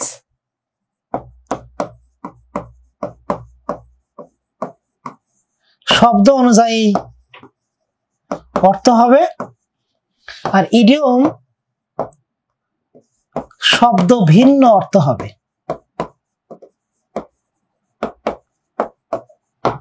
তাহলে সেম কেন বলতেছি? সেম হচ্ছে যে ফ্রেজ, ইডিয়ম দুইটাই হলো গ্রুপ অফ ওয়ার্ডস, দুইটার মধ্যেই কোনো ভার্ব থাকবে না, দুইটাই হলো একটা অর্থ প্রকাশ করবে। যতক্ষণ পর্যন্ত শব্দ অনুযায়ী অর্থ হবে ততক্ষণ পর্যন্ত ওটা ফ্রেজ থাকবে। যখনই শব্দের বাইরে যে অর্থ দিবে তখন তাকে আমরা বলবো ইডিয়ম। যেমন আমি যদি বলি যে it's raining cats and dogs, এই ক্যাটস অ্যান্ড ডগস মানে কি কুত্তা বিলাই? ইয়া আইয়ুহাল স্টুডেন্ট, তোমরা আমাকে বলো যে এই ক্যাটস অ্যান্ড ডগস কি কুত্তা বিলাই? ক্যাটস অ্যান্ড ডগস মানে হলো মুষলধারে। এই ক্যাটস অ্যান্ড ডগস এটা অবশ্যই অবশ্যই ফ্রেজ, কিন্তু যখনই শব্দ ভিন্ন অর্থ হবে তখন এই ফ্রেজকে আমরা একটা উপাধি দেব। কি উপাধি দেব? উপাধি দেব হচ্ছে এটা আসলে ইডিয়ম। বাট আমরা যদি বলি যে you are in the room, এটা ফ্রেজ, এই ফ্রেজকে কি ইডিয়ম বলা যাবে? আমাকে বলো তোমরা। You are in the room, এই ফ্রেজকে ইডিয়ম বলা যাবে? যাবে না, কারণ রুমের অর্থ এখানে রুমই আছে। ক্যাটস অ্যান্ড ডগস এটাও একটা ফ্রেজ, কিন্তু এই ফ্রেজের একটা উপাধি হবে এখন, এটা ইডিয়েট, সরি ইডিয়েট না, ইডিওম। আমি যদি বলি যে Sakina is my better half, আচ্ছা এই বেটার হাফ মানে কি ভালোর অর্ধেক? বলো, এই বেটার হাফ মানে কি ভালোর অর্ধেক? এই বেটার হাফটা অবশ্যই ফ্রেজ, এটা অবশ্যই কি ফ্রেজ। বাট আমরা চর্মচক্ষু খুলিয়া দেখতে পাচ্ছি যে বেটার হাফ মানে হলো স্ত্রী, জামা কাপড় আয়রন করার স্ত্রী না, কিন্তু এটা অন্য স্ত্রী। কোন স্ত্রী? যেটা অনেকেই ফেসবুকে দিয়েছে যে দেশের স্বৈরাচার পালিয়ে গিয়েছে, কিন্তু ঘরের স্বৈরাচার এখনো পালাই নাই। তবে বাংলাদেশের ছেলেদের রাজপথে দেশের স্বৈরাচার দূর করার আন্দোলন করার সাহস থাকলেও ঘরের স্বৈরাচার দূর করার সাহস নেই, ওই আন্দোলন করার সাহস কিন্তু নেই। এক রাজা ঘোষণা দিয়েছে যে এই রাজ্যে কতজন বীর পুরুষ আছে যারা বউরে ভয় পায় না, আমি একটু পরীক্ষা করব। রাজা সবাইকে ঘোষণা দিয়েছে যে আমাদের রাজ্যের বীর পুরুষদের সম্মান দেওয়া হবে। একটা খোলা মাঠে সবাইকে ডেকেছে, একটা লাইনের সামনে প্লাকার্ডে লেখা আছে যারা বউকে ভয় পায় তারা এই লাইনে থাকবে, আর একটা লাইনের সামনে প্লাকার্ডে লিখেছে যারা বউকে ভয় পায় তারা এই লাইনে থাকবে। অর্থাৎ এক লাইনে যারা বউকে ভয় পায়, আর এক লাইনে যারা বউকে ভয় পায় না। সকাল থেকে সন্ধ্যা পর্যন্ত যতগুলো পুরুষ মানুষ এসেছে সবাই বউকে ভয় পায় যারা ওই লাইনে দাঁড়িয়েছে, একজন মানুষও বউকে ভয় পায় না ওই লাইনে দাঁড়ায় নাই। রাজা খুবই অবাক যে এই রাজ্যে একজন মানুষ নেই যে বউকে ভয় পায় না, এমন একটা কাপুরুষের রাজ্যে আমি রাজা, একজন থাকলেও তো মনের বুঝ দিতে পারতাম। এমন সময় একজন মানুষ এসে আশপাশে তাকিয়ে দেখে শুনে বউকে ভয় পায় না সেই লাইনে দাঁড়াইছে। তখন রাজা তো অনেক খুশি যে না, আমার রাজ্যে একজন হলেও বীর পুরুষ আছে যে বউকে ভয় পায় না, সো আমি সার্থক। পরে তাকে পুরস্কার দেবে, মঞ্চে নিয়ে গিয়েছে, বীর পুরুষের পুরস্কার তাকে দিবে। পুরস্কার দেওয়ার আগে রাজা তাকে জিজ্ঞেস করলো যে তুমি, ওহে বীর পুরুষ, তুমি কেন বউকে ভয় পায় না ওই লাইনে দাঁড়িয়েছ? তখন সে বলতেছে যে আমি অত কিছু বুঝি নে, বাড়ির থেকে বের হওয়ার সময় আমার বউ আমাকে একটা বাঁশের লাঠি নিয়ে বলে দিয়েছে যে তুমি যাচ্ছ, কিন্তু আমার কথার অবাধ্য কিন্তু হবে না, আমি তোমাকে যেভাবে বলছি সেভাবে তুমি কাজ করবা। বাঁশের লাঠি হাতে নিয়ে বউ আমাকে বলে দিয়েছে যে লাইনে মানুষ কম থাকবে তুমি সেই লাইনে দাঁড়াবা, এর এদিক সেদিক হইলে তোমার খবর আছে। যেহেতু বউ বলে দিয়েছে লাইনে কম থাকলে দাঁড়াবা, এই জন্য আমি দেখলাম যে এই লাইনে কেউ নেই, তাই আমি দাঁড়াইছি। বউয়ের কথার অবাধ্য হয়ে বাঁশের লাঠির পিঠা খাওয়ার শখ আমার নেই। তখন রাজা বলতেছে তুই তো শালা আরো বড় কাপুরুষ। ওকে, তো আমরা আশা করি দেশ থেকে যেমন স্বৈরাচার পলায়ন করেছে, বাংলার প্রত্যেকটা গ্রামে মহল্লায় শহরে প্রত্যেকটা বাড়ি থেকে এরকম স্বৈরাচারের পতন ঘটবে, সেই প্রত্যাশায় আমি থাকলাম। এবং যেদিন পতন ঘটবে সেদিন তোমাদের রোকন স্যার বিয়ের জন্য আগ্রহী হয়ে উঠবে ইনশাআল্লাহ।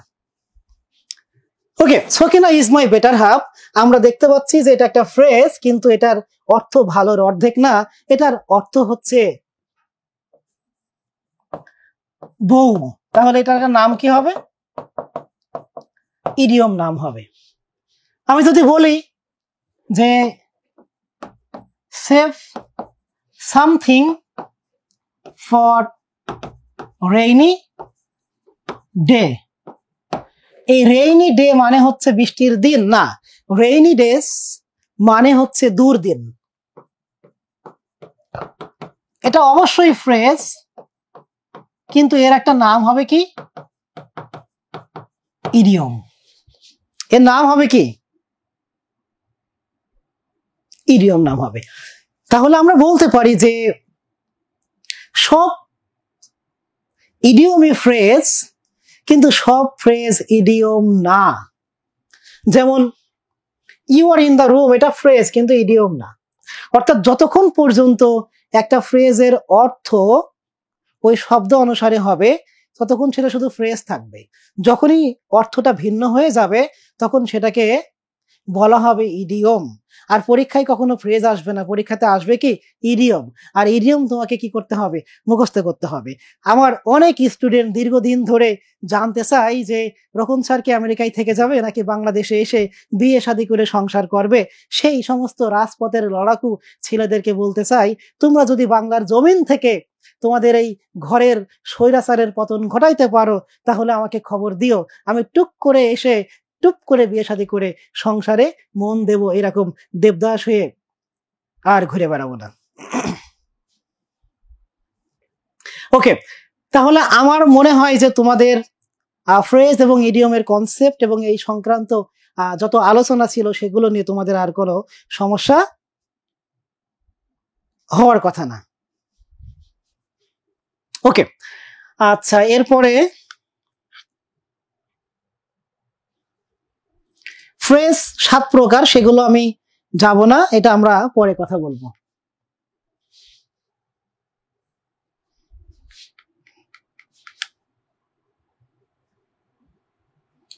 কাজ করে না কেন?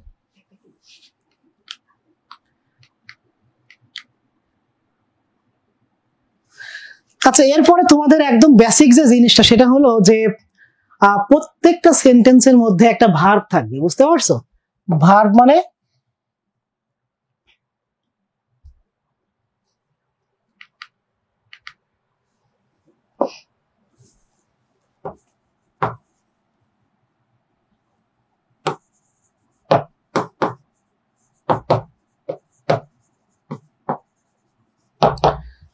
প্রত্যেকটা সেন্টেন্সের মধ্যে অবশ্যই একটা ভার্ব থাকতেই হবে, এটা হচ্ছে গুরুত্বপূর্ণ। একটা ভার্ব থাকতেই হবে।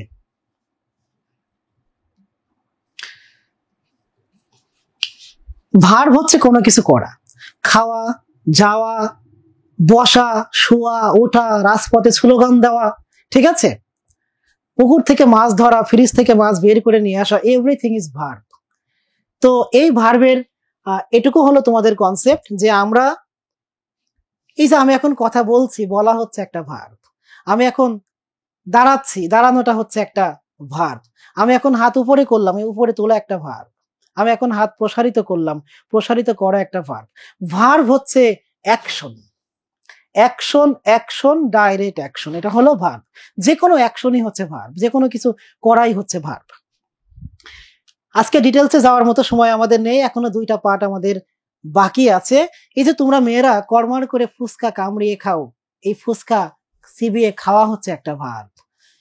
ঢাকার রাজপথে যখন বৃষ্টি হয়ে হাঁটু সমান পানি বেঁধে বিভিন্ন ড্রেন এবং ম্যানহোলের ঢাকনা খুলে যেয়ে ভিতর থেকে অনেক পুষ্টিকর দানা বের হয়ে পানির সাথে মিশে যখন হলুদ পানিতে পরিণত হয়, সেই পানি দিয়ে যখন ফুচকার টক বানানো হয়, সেই টক যখন তোমরা সুখ টান দিয়ে এভাবে পান করো, ওই পান করা একটা ভার্ব।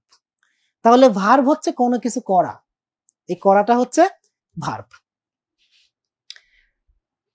ভার্বের ডিটেলস তোমাদেরকে আমাদের শিক্ষকরা ক্লাসে পড়াবে। আমি জাস্ট একটুখানি বলে দিই যে যেটা সাবজেক্ট মানে যিনি কর্তা, তিনি যে কাজটা করে সেটাকে বলা হয় ফাইনাইট ভার্ব, এবং তিনি সাবজেক্টের সাথে অর্থাৎ কর্তার সাথে যে কাজের কোনো সম্পর্ক থাকে না সেই কাজকে বলা হয় non finite verb. Finite verb আবার 2 ধরনের হতে পারে, প্রিন্সিপাল এবং অক্সিলারি ভার্ব। প্রিন্সিপাল মানে হচ্ছে জাস্ট এক্স্যাক্টলি যে মূল যে কাজটা সেটা হলো প্রিন্সিপাল ভার্ব, এবং মূল কাজের আগে সাহায্যকারী যে ভার্ব থাকে, am, is, are, was, were, shall be, will be, have, has, had, টেন্সের মধ্যে যেগুলো তোমরা দেখেছো ওগুলোকে বলা হয় অক্সিলারি ভার্ব। প্রিন্সিপাল ভার্ব আবার 2 ধরনের হয়ে থাকে, ট্রানজিটিভ আর ইনট্রানজিটিভ ভার্ব। যে ভার্বের অবজেক্ট থাকে সেটাকে বলা হয় ট্রানজিটিভ ভার্ব, আর যে ভার্বের অবজেক্ট থাকে না সেটাকে বলা হয় ইনট্রানজিটিভ ভার্ব। বাচ্চারা ফুটবল খেলে, ফুটবল হচ্ছে এখানে অবজেক্ট, সো ট্রানজিটিভ ভার্ব। বাচ্চারা মাঠে খেলে, এখানে কোনো অবজেক্ট নেই, এটা হচ্ছে ইনট্রানজিটিভ ভার্ব। আমি জাস্ট তোমাদেরকে টাস্ক দিয়ে যাচ্ছি, তোমরা ক্লাস করবা ফুচকা খেতে খেতে, চানাচুর মুড়ি খেতে খেতে অনেক সুন্দর করে তোমাদেরকে বোঝানো হবে। নন ফাইনাইট ভার্ব হলো 3 প্রকার, পার্টিসিপল, জিরান্ড এবং ইনফিনিটিভ। পার্টিসিপল হচ্ছে ভার্বের আইএনজি অ্যাডজেক্টিভের কাজ করে, জেরান্ড হচ্ছে ভার্বের আইএনজি নাউনের কাজ করে। আর নাউনের কাজ করতে গেলে তাকে প্রিপজিশনের পরে বসতে হবে, নাউনের কাজ করতে গেলে তাকে সাবজেক্টের জায়গায় বসতে হবে, নাউনের কাজ করতে গেলে তাকে অবজেক্টের জায়গায় বসতে হবে। পার্টিসিপল আবার 3 রকম আছে, প্রেজেন্ট পার্টিসিপল, পাস্ট পার্টিসিপল এবং past perfect participle. Past participle হচ্ছে ভার্বের V3, যেটার আগে কোনো হ্যাভ থাকে না, আর হচ্ছে যে হ্যাভিং থাকে না আর কি। আর যদি হ্যাভিং প্লাস V3 হয় সেটাকে পাস্ট পারফেক্ট পার্টিসিপল বলা হয়। এরপরে তোমাদের আর একটা গুরুত্বপূর্ণ জিনিস হচ্ছে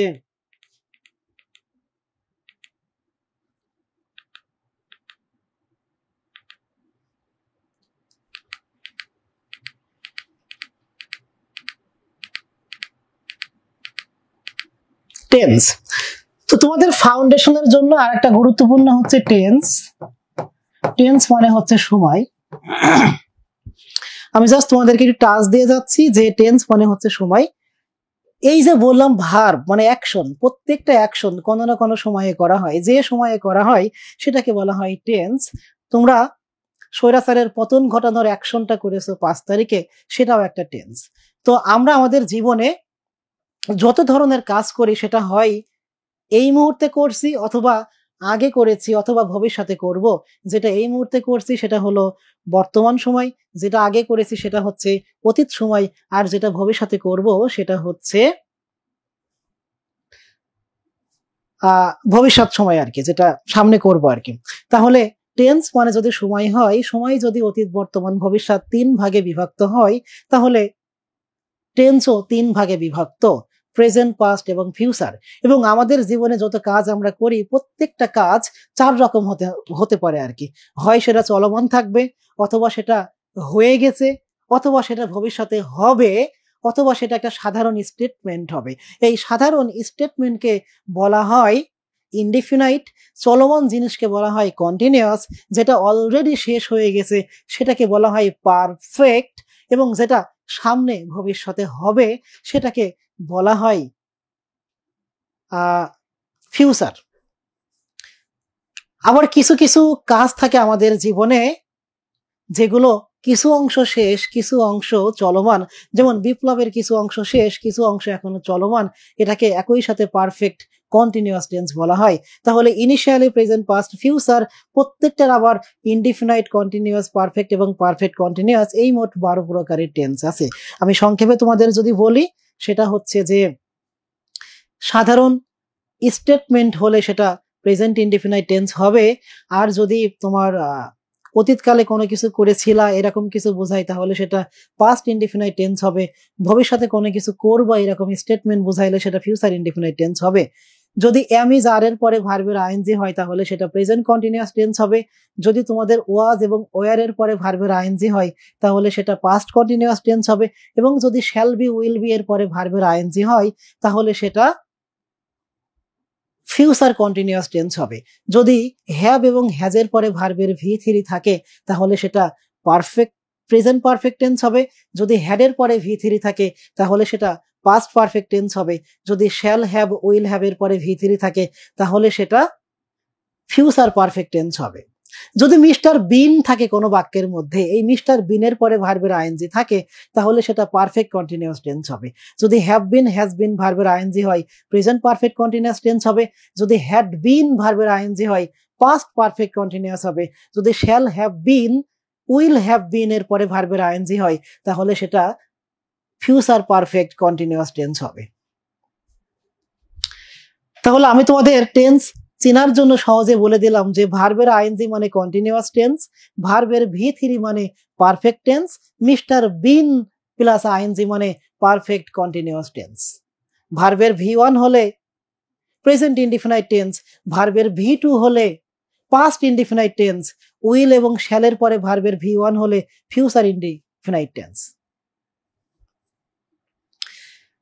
তাহলে আমার মনে হয় যে তোমরা যদি এখন খুব দ্রুত বলতেছি, কিন্তু তোমরা যদি এই ক্লাসটার ভিডিও বারবার দেখো এবং নোট করে নাও, তাহলে তোমাদের কিন্তু টেন্স চিনতে কোনো সমস্যা হবে না। কারণ আমি খুব সহজভাবে বলেছি।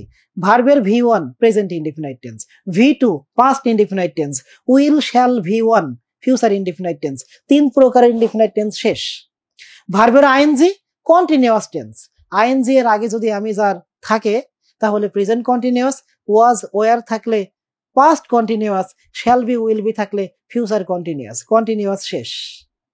ভার্বের V3 perfect, have has V3 present perfect, had V3 past perfect, shall have will have V3 future perfect, perfect শেষ। এরপরে আমি যদি বলি mister Bean, have been has been ING present perfect continuous, had been ING past perfect continuous, shall have been will have been ING future perfect continuous শেষ। So তোমরা এই কথাগুলো যদি একটা চিরকুটে তোমরা ক্লাসের ভিডিও দেখে লিখে নিতে পারো, আমার মনে হয় টেন্স চিনতে তোমাদের জীবনে কোনো সমস্যা হবে না। সময়ের অভাবে অথবা স্বভাবে যেভাবেই বলো না কেন, আজকে তোমাদের আমি টেন্স শুধু মুখ দিয়ে বলেছি, লিখতে পারি নাই। ভবিষ্যতে কোনো একদিন সময় হলে আমি তোমাদের টেন্স লিখে লিখে উদাহরণ সহ দেখাবো ইনশাআল্লাহ। সে পর্যন্ত সবাই ভালো থাকো, দেখা হবে রাজপথে। আমরা এবার দ্বিতীয় পার্টে চলে যাব।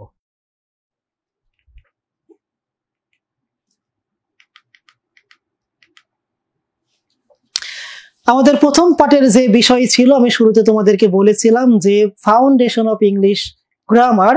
আমরা সেই ফাউন্ডেশন অফ ইংলিশ গ্রামার আমাদের সময়ের মধ্যে যতটুকু সম্ভব ততটুকু আমি কভার করার চেষ্টা করেছি। এরপরে দ্বিতীয় পার্টে হাত দিয়েছি।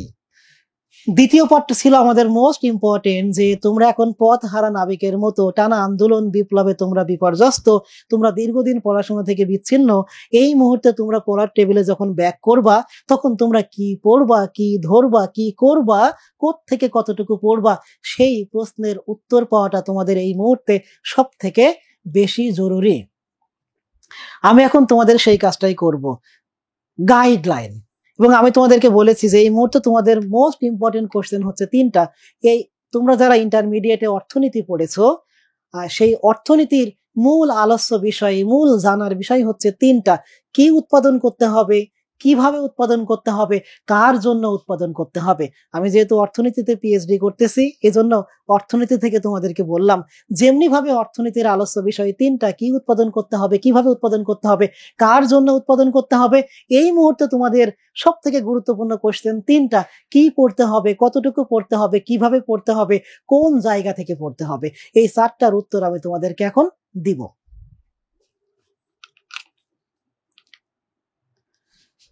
আচ্ছা, সেই উত্তর দেওয়ার আগে তোমাদেরকে জানতে হবে সেটা হচ্ছে যে ইভেন্চুয়ালি তোমাদের ভার্সিটিতে ভর্তি পরীক্ষাতে ভালো করা হচ্ছে তোমাদের গোল। সেই ভার্সিটি ভর্তি পরীক্ষায় ভালো করার জন্য তোমাদের সবার আগে জানা দরকার ভার্সিটি ভর্তি পরীক্ষায় কোন ধরনের প্রশ্ন হয়ে থাকে। ভার্সিটি ভর্তি পরীক্ষায় 4 ধরনের কোশ্চেন হয়ে থাকে, তবে বিগত 5 থেকে 7 বছরে ঢাকা বিশ্ববিদ্যালয় বিএ ইউনিটে 3 ধরনের কোশ্চেন হয়ে থাকে। কয় ধরনের কোশ্চেন হয়ে থাকে? 3 ধরনের কোশ্চেন হয়ে থাকে। 1 নম্বর হচ্ছে গ্রামাটিক্যাল কোশ্চেন, 2 নম্বর হচ্ছে টেক্সচুয়াল কোশ্চেন, 3 নম্বর হচ্ছে ভোকাবুলারি বেস কোশ্চেন। ভোকাবুলারির কোশ্চেন বলতে আমি বোঝাচ্ছি synonym, antonym, preposition, idiom, group verb, parts of speech. Parts of speech এর মধ্যে ফেলবো না। Synonym, antonym, preposition, idiom, group verb, spelling এবং ট্রান্সলেশন, এই 7টা টপিককে আমি ভোকাবুলারি নামে নামাঙ্কিত করলাম। তোমরা যদি 2023 এবং 24 সেশনের কোশ্চেন দেখো, তার আগে তোমাদেরকে আমি বলে দিই যে ঢাকা ভার্সিটি ভর্তি পরীক্ষায় ইংরেজিতে 15টা প্রশ্ন হয়। কয়টা প্রশ্ন হয়? 15টা প্রশ্ন হয়। সেই 15টা প্রশ্নের মধ্যে 5 নম্বর তুমি পেলে তুমি পাস, আর যদি না পাও তাহলে তুমি বাস, আরো খারাপ করলে তুমি লিটন দাস হয়ে যাবা। সো 15টা কোশ্চেনের মধ্যে তোমার পিঠ বাঁচানোর জন্য 5টা কোশ্চেন তোমাকে পারতেই হবে। আর যদি না পারো তুমি কিন্তু হেলিকপ্টারে পালিয়ে যেতে পারবা না, তোমার বিচার করা হবে। 2023-24 সালে 15টা প্রশ্নের মধ্যে গ্রামার থেকে এসেছে 8টা, টেক্সট বুক থেকে এসেছে 4টা, ভোকাবুলারি থেকে এসেছে 6টা। তার মানে আমরা দেখতে পাচ্ছি যে তোমাদের গ্রামার, টেক্সট বুক এবং ভোকাবুলারি তিনটা সমান গুরুত্বপূর্ণ। তিনটা থেকে প্রায় সমান হারে কোশ্চেন হয়ে থাকে, একটু কম বেশিও হতে পারে। আমি দুঃখের সাথে আমি জানাচ্ছি যে তোমাদের ভোকাবুলারি থেকে প্রত্যেক বছর 6-7টা কোশ্চেন হলেও আমাদের শিক্ষার্থীরা ভোকাবুলারির পেছনে সময় দেয় কম, গ্রামারের পেছনে সময় দেয় মাত্রাতিরিক্ত বাড়াবাড়ি রকমের বেশি। কিন্তু তোমরা যদি খেয়াল করো যে ভোকাবুলারির যে কোশ্চেন গুলা, এগুলো তোমরা যদি ভালো করে পড়ো, এগুলো উত্তর করার জন্য তোমাদের কিন্তু 1 মিনিট টাইম লাগবে না, এবং এগুলো কিন্তু ভুল হওয়ার কোনো সম্ভাবনাও নেই। এই জন্য ভোকাবুলারি অনেক বেশি সময় দেওয়া উচিত। আমি মনে করি যে গ্রামারের থেকে ভোকাবুলারিতে সময় দেওয়া অনেক বেশি দরকারি। আমি যখন ভার্সিটি ভর্তি পরীক্ষা দিয়েছিলাম, আজ থেকে কত বছর আগে, 13 বছর আগে, তখন কিন্তু আমি এই ভোকাবুলারিতে বেশি সময় দিয়েছিলাম। কারণ ভোকাবুলারির এই কোশ্চেন গুলা যদি তোমার জানা থাকে, তোমার উত্তর করতে 1 সেকেন্ডও লাগবে না। অন্যদিকে গ্রামাটিক্যাল কোশ্চেন, তুমি গ্রামারের উপরে পিএইচডি করলেও গ্রামাটিক্যাল কোশ্চেন তোমার ভুল হওয়ার সম্ভাবনা আছে। এই জন্য প্রিয় শিক্ষার্থীরা, আমি তোমাদেরকে বলবো যে তোমরা গ্রামারের থেকে ভোকাবুলারিতে সময় বেশি দাও। ভোকাবুলারি থেকে নিশ্চিত তোমরা 5-6টা কোশ্চেন পাবা, এটাই তোমাদের পাস করার জন্য যথেষ্ট হবে। গ্রামার মানেই হচ্ছে আতঙ্ক, গ্রামার মানেই হচ্ছে কনফিউজিং সামথিং। একইভাবে যেহেতু টেক্সট বুক থেকে 4-5টা কোশ্চেন হয় এবং টেক্সটের কোশ্চেন ভুল করার সম্ভাবনা কম, তোমরা টেক্সট বুকেও সময় অনেক বেশি দাও। আমি কোনোভাবেই চাই না যে তোমরা তোমাদের সময়ের 90% গ্রামারের জন্য দিচ্ছ আর 10% তোমরা টেক্সট এবং ভোকাবুলারির জন্য দিচ্ছ। তোমরা তোমাদের 100% সময়ের 40% সময় দিবা তোমরা ভোকাবুলারির জন্য, অথবা 50% সময় তোমরা দিবা ভোকাবুলারির জন্য, বাকি 50% তোমরা গ্রামার এবং টেক্সটের জন্য দিবা।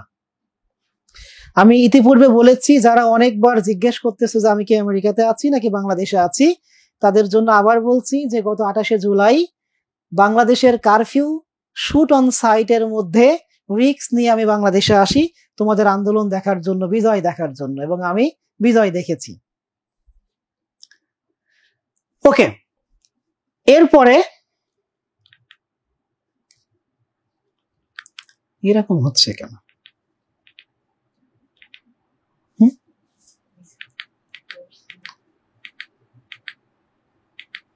আচ্ছা, এরপর আমি তোমাদের জাস্ট দেখাতে চাচ্ছি যে ঢাকা ভার্সিটি বি ইউনিটে টেক্সচুয়াল কোশ্চেন কেমন হয়েছে।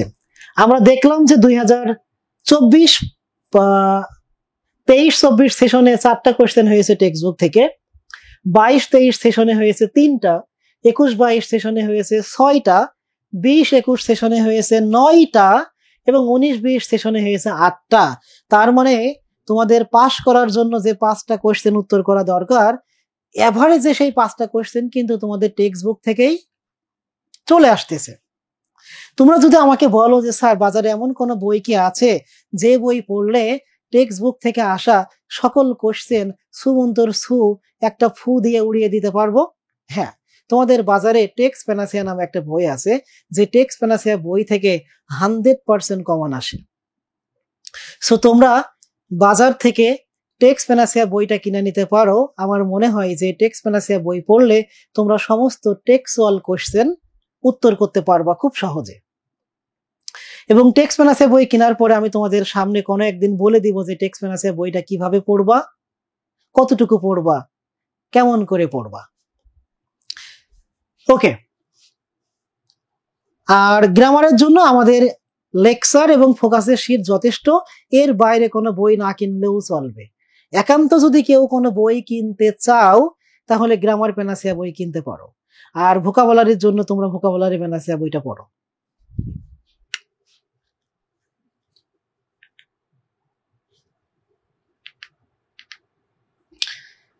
আচ্ছা, এবার আমি তোমাদেরকে বলবো যে কি পড়তে হবে। তো আমরা জানি যে আমাদের প্রথমে পড়তে হবে গ্রামার। গ্রামার কোত্থেকে পড়বা? লেকচার। যেমন আজকের ক্লাসে আমি তোমাদেরকে ক্লোজ, কনজাংশন, সেন্টেন্স দেখিয়েছি, ফ্রেজ এবং ইডিয়মস এর কনসেপ্ট দেখিয়েছি। আমার মনে হয় তোমরা এই ধরনের কোনো কোশ্চেন পরীক্ষাতে আসলে ভুল করবা না। কিভাবে অ্যাডজেক্টিভ চিনতে হয়, কিভাবে নাউন চিনতে হয়, কিভাবে অ্যাডভার্ব চিনতে হয়, সেটাও আমি দেখিয়েছি। আমার মনে হয় তোমরা ভুল করবে না। সো গ্রামারের জন্য তোমাদের দুনিয়ার কিচ্ছু লাগবে না, আমাকে বিলিভ করো। জাস্ট তোমরা ফোকাসের ক্লাস করবা, এই ক্লাস করবা আর ফোকাসের শীট থেকে প্র্যাকটিস করবা। তোমাদের দুনিয়ার কিচ্ছু লাগবে না গ্রামারের জন্য। তারপরেও যদি কেউ খুশিতে ঠেলাই ভাল লাগে টাইপসের মেন্টালিটি নিয়ে গ্রামারের বই কিনতে চাও, তাহলে আমি তোমাদেরকে বলবো তোমরা গ্রামার প্যানাসিয়া কিনতে পারো অতিরিক্ত প্র্যাকটিস করার জন্য। লেকচার প্লাস ফোকাসের শীট, দ্যাটস ওকে। এরপরে আমরা জানি টেক্সট বুক পড়তে হবে আমাদের। তো টেক্সট তুমি কোত্থেকে পড়বো? আমি সেক্ষেত্রে বলেছি টেক্সট প্যানাসিয়া, এনাফ। আর কিচ্ছু তোমার লাগবে না, টেক্সট প্যানাসিয়া ছাড়া আর কিচ্ছু তোমার লাগবে না। বাজার থেকে একটা বই কিনে নিবা। এরপর আমি তোমাকে বলেছি ভোকাবুলারি। ভোকাবুলারির মধ্যে তোমাকে পড়তে হবে সিনোনিম, অ্যান্টোনিম, এই তিনটা টেক্সট থেকে আসবে, টেক্সট বুক থেকে আসবে। এর সম্ভাবনা হচ্ছে 99%। আর টেক্সট বুকের ভোকাবুলারি তুমি পাবা কোথায়? টেক্সট প্যানাসিয়ায় সকল ভোকাবুলারি পাবা।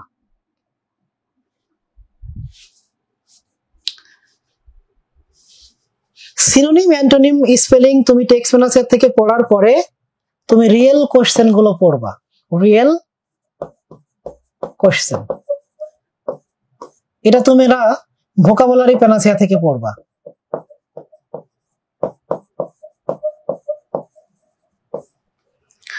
রিয়েল কোশ্চেন বলতে আমি কি বোঝাচ্ছি? রিয়েল কোশ্চেন বলতে বোঝাচ্ছি বিভিন্ন বিশ্ববিদ্যালয়ে অলরেডি চলে এসেছে এরকম কোশ্চেন, বিসিএস, ব্যাংক, বিভিন্ন চাকরির পরীক্ষাতে যেগুলো চলে এসেছে এরকম কোশ্চেন। যদি তোমাদের কাছে কোনো বই থাকে অলরেডি কিনে ফেলেছো, যেমন English for competitive exam, masters, sauce, apex, এরকম কোনো বই যদি অলরেডি কিনে ফেলো, তাহলে সেই সমস্ত বই থেকে রিয়েল কোশ্চেন পড়ে নিলেও হবে, কোনো সমস্যা না। বাট কেউ যদি এখনো বই না কিনে থাকো, তাহলে আমি বলবো ভোকাবুলারি প্যানাসিয়া কিনবা। এরপরে তোমাদের ভোকাবুলারিতে আরো আসবে হচ্ছে প্রিপজিশন, গ্রুপ ভার্ব, ইডিয়মস,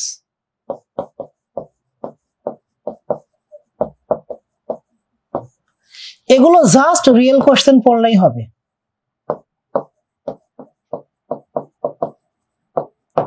আর কিচ্ছু লাগবে না। তাহলে তোমাদের যে কোশ্চেন ছিল যে কি পড়বো, কতটুকু পড়বো, কোন জায়গা থেকে পড়বো, সেই কোশ্চেনের উত্তর পাইছো কিনা তোমরা? অনেক শিক্ষক তোমাদের অনেক কিছু পড়তে বলবে, কিন্তু আমি তোমাদের কিন্তু একদম শর্ট করে দিলাম।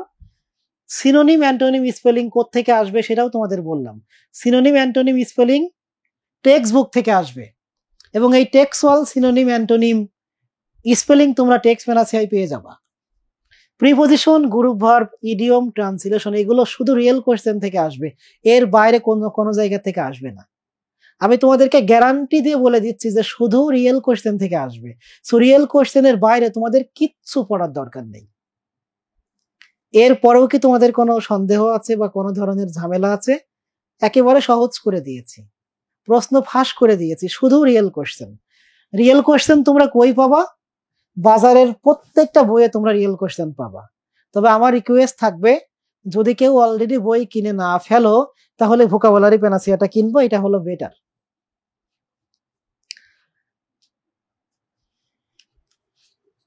তাহলে আমাদের কি পড়তে হবে, কিভাবে পড়তে হবে, কতটুকু পড়তে হবে, আমাদের শেষ।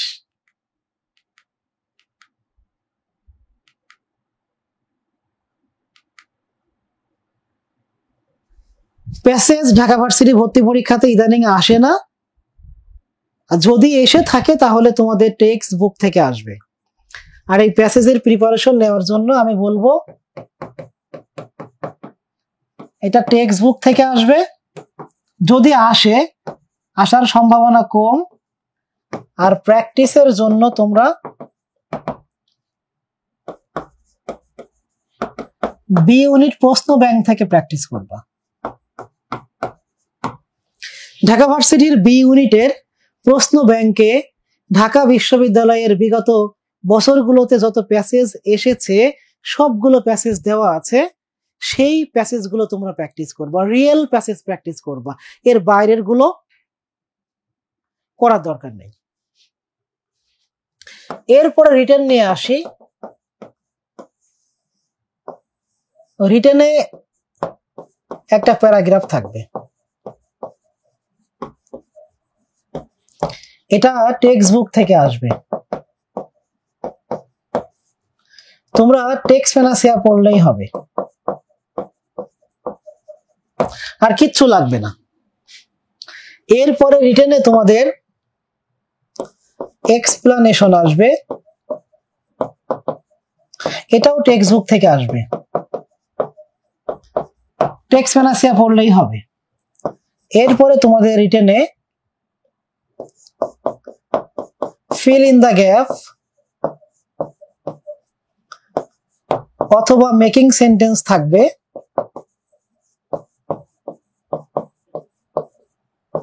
সেটাও টেক্সট বুক থেকে আসবে, আর টেক্সট প্যানাসিয়া পড়লেই হবে। তাহলে লিখিত অংশে তোমাদের প্যারাগ্রাফ আসবে 100% টেক্সট বুক থেকে, টেক্সট প্যানাসিয়া থেকে পাবা। Practice enough, explanation, fill in the gap অথবা মেকিং সেন্টেন্স, এই তিনটা টপিকস থেকে দুইটা টপিকস হবে, এবং সেটাও তোমরা টেক্সট প্যানাসিয়া থেকে এনাফ প্র্যাকটিস পাবা। বাইরের কিচ্ছু লাগবে না তোমাদের।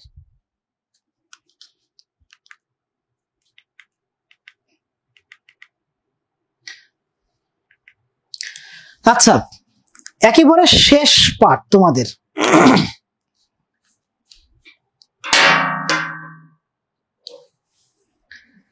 আমি দৃঢ়ভাবে বিশ্বাস করি যে শুধু পরিশ্রম করে কিংবা পড়াশোনা করে একজন মানুষ সফল হতে পারে না, পারে না, পারে না। সফল হওয়ার জন্য স্বপ্ন থাকতে হয়। তোমাদের টেক্সট বুকে ড্রিম কবিতা আছে, হোল্ড ফাস্ট টু ড্রিম, স্বপ্ন দেখতে দেরি করো না। এবং কবি বলতেছে, for if dreams die, life is a broken wing bird that can not fly. জীবন থেকে যদি স্বপ্ন চলে যায়, যে জীবনে কোনো স্বপ্ন নেই, যে জীবনে কোনো লক্ষ্য নেই, যে জীবনে কোনো গোল নেই, যে জীবনে কোনো টার্গেট নেই, সেই জীবন হচ্ছে একটা ডানা ভাঙা পাখির মতো, যে পাখি উড়তে পারে না, যে পাখি যত প্রচেষ্টাই করুক না কেন এক জায়গায় পড়ে থাকে। একটা ডানা ভাঙা পাখি তার সর্বোচ্চ দিয়ে চেষ্টা করলেও কিয়ামত পর্যন্ত সে এক জায়গায় পড়ে থাকবে, সেখান থেকে নড়ে দূরে যেতে পারবে না। তেমনি যে জীবনে স্বপ্ন নেই, যে জীবনে লক্ষ্য নেই, যে জীবনে টার্গেট নেই, সেই জীবনে যত পরিশ্রম তুমি করো না কেন একই জায়গায় পড়ে থাকবে, সামনে আগাতে পারবে না। প্রিয় শিক্ষার্থীরা, তোমরা দেখো, একথা সায়েন্টিফিক্যালি প্রুভ এবং ট্রুথ যে আমরা যত সামনের দিকে যাচ্ছি, আমরা মানুষেরা তত বেশি উইক হচ্ছি, তত বেশি ফিজিক্যালি দুর্বল হচ্ছি। যত আমরা অতীতের দিকে ফিরে যাব, তত আমরা দেখব মানুষগুলো শক্ত সামর্থ্য ছিল, মানুষগুলো আরো বেশি দিন বাঁচত। সেই পৃথিবীর শুরু থেকে হিমালয় পর্বত ছিল, সেই পৃথিবীর শুরু থেকে পৃথিবীর মানুষগুলো হিমালয় পর্বত দেখে হিমালয় পর্বতের চূড়ায় ওঠার জন্য স্বপ্ন দেখেছে, চেষ্টা করেছে, কিন্তু পৃথিবীর মানুষ কিন্তু উঠতে পারে নাই। কেন উঠতে পারে নাই তোমরা জানো? কারণ যে মানুষগুলো হিমালয় পর্বতে ওঠার চেষ্টা করেছিল, সেই মানুষগুলো ভাবতো এই হিমালয় পর্বতের উপরে ওঠা সম্ভব না। তারা কখনো চিন্তাই করতে পারে নাই সম্ভব। যেহেতু চিন্তা করতে পারে নাই সম্ভব, এজন্য তারা কখনোই উঠতে পারে নাই। তেনজিং নোরগে এবং শেরপা যখন হিমালয় পর্বতের উপরে উঠে গেল, তখন পৃথিবীর মানুষ দেখলো তাই তো, মানুষের দ্বারা তো হিমালয়ের উপরে ওঠা সম্ভব। এই যে মানুষের মধ্যে বিশ্বাস ঢুকে গেল যে হিমালয় পর্বতের উপরে ওঠা সম্ভব, তারপরের থেকে আমরা কি দেখলাম? হাত নেই, পা নেই, কানা, খুড়া, ল্যাংড়া সবাই দৌড়ে ওঠে আর দৌড়ে নামে। রাতারাতি কি হয়ে গেল? জাস্ট বিলিভ করতে হবে যে তোমার দ্বারা সম্ভব। তুমি যদি মনে করো তোমার দ্বারা সম্ভব, ভেরি মাচ পসিবল। যদি মনে করো সম্ভব না, যত পরিশ্রম তুমি করো না কেন, সফলতার শীর্ষে তুমি যেতে পারবে না। আমি বাংলাদেশের বিভিন্ন জেলায় জেলায় একসময় ঘুরেছি, বিভিন্ন কলেজের ফার্স্ট বয়, কলেজের সেরা শিক্ষার্থীদের সাথে কথা বলেছি। তাদেরকে যখন জিজ্ঞেস করেছি তোমরা ভার্সিটিতে চান্স পাবা, তারা আমাকে বলেছে পাবো না। কেন পাবো না? তারা উত্তর দিয়েছে, গত 20 বছরে এই কলেজে আমার মতো আরো 20 জন ফার্স্ট স্টুডেন্ট ছিল, তারা কেউ চান্স পায় নাই। তারা যেহেতু চান্স পায় নাই, আমিও চান্স পাবো না।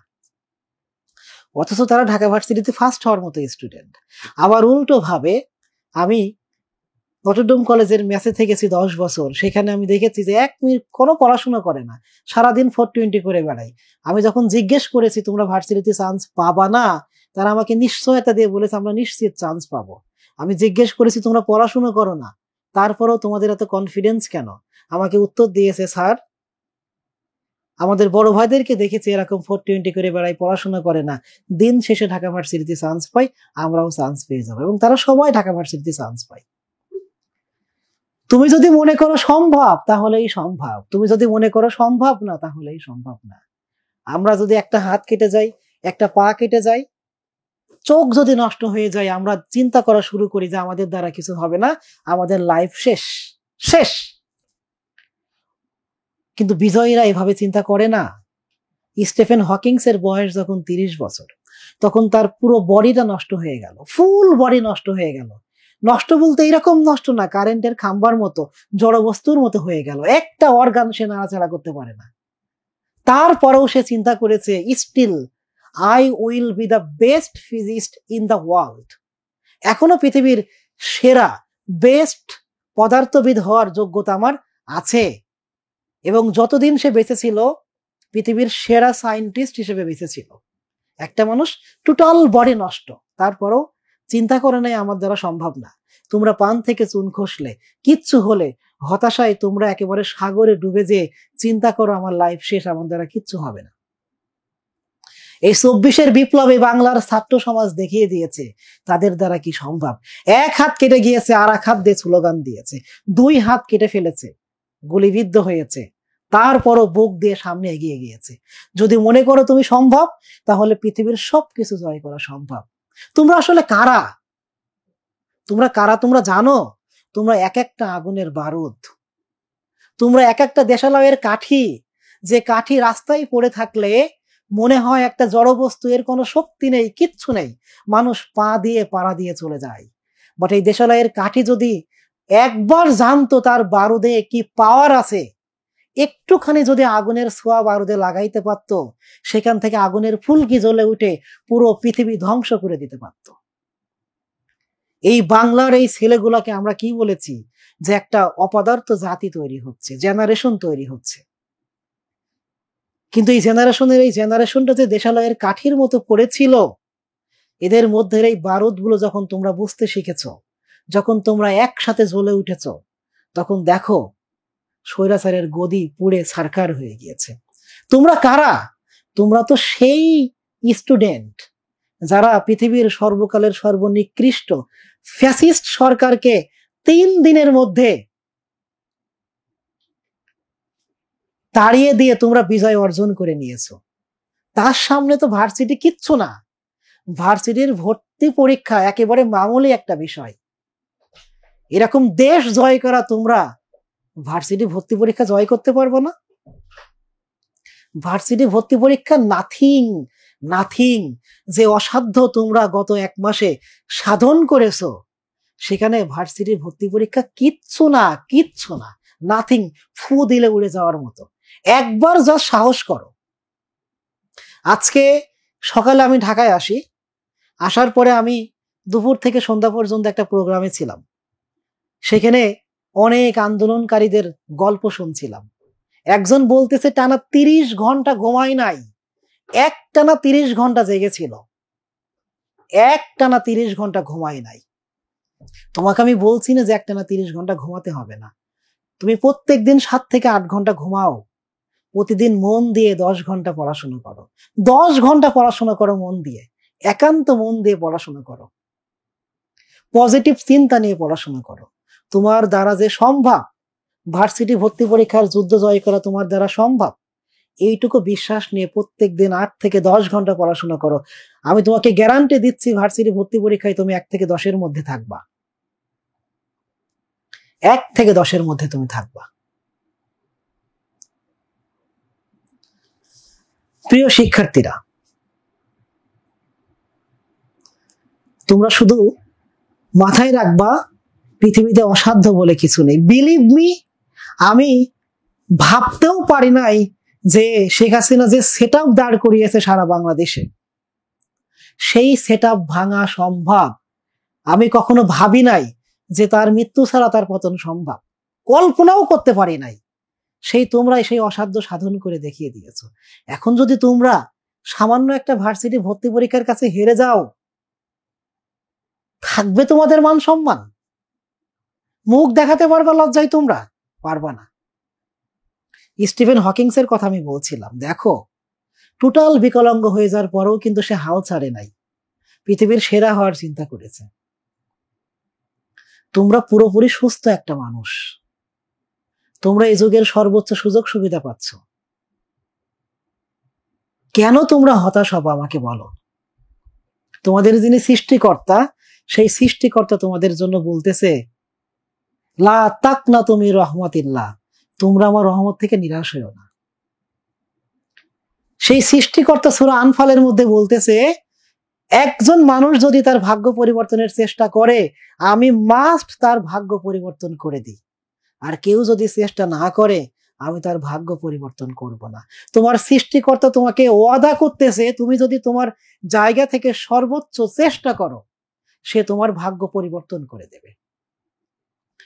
বাট শর্ত হচ্ছে লা তাকনাতু মির রাহমাতিল্লাহ, হতাশ হওয়া যাবে না এবং তোমার জায়গা থেকে সর্বোচ্চ চেষ্টা করতে হবে।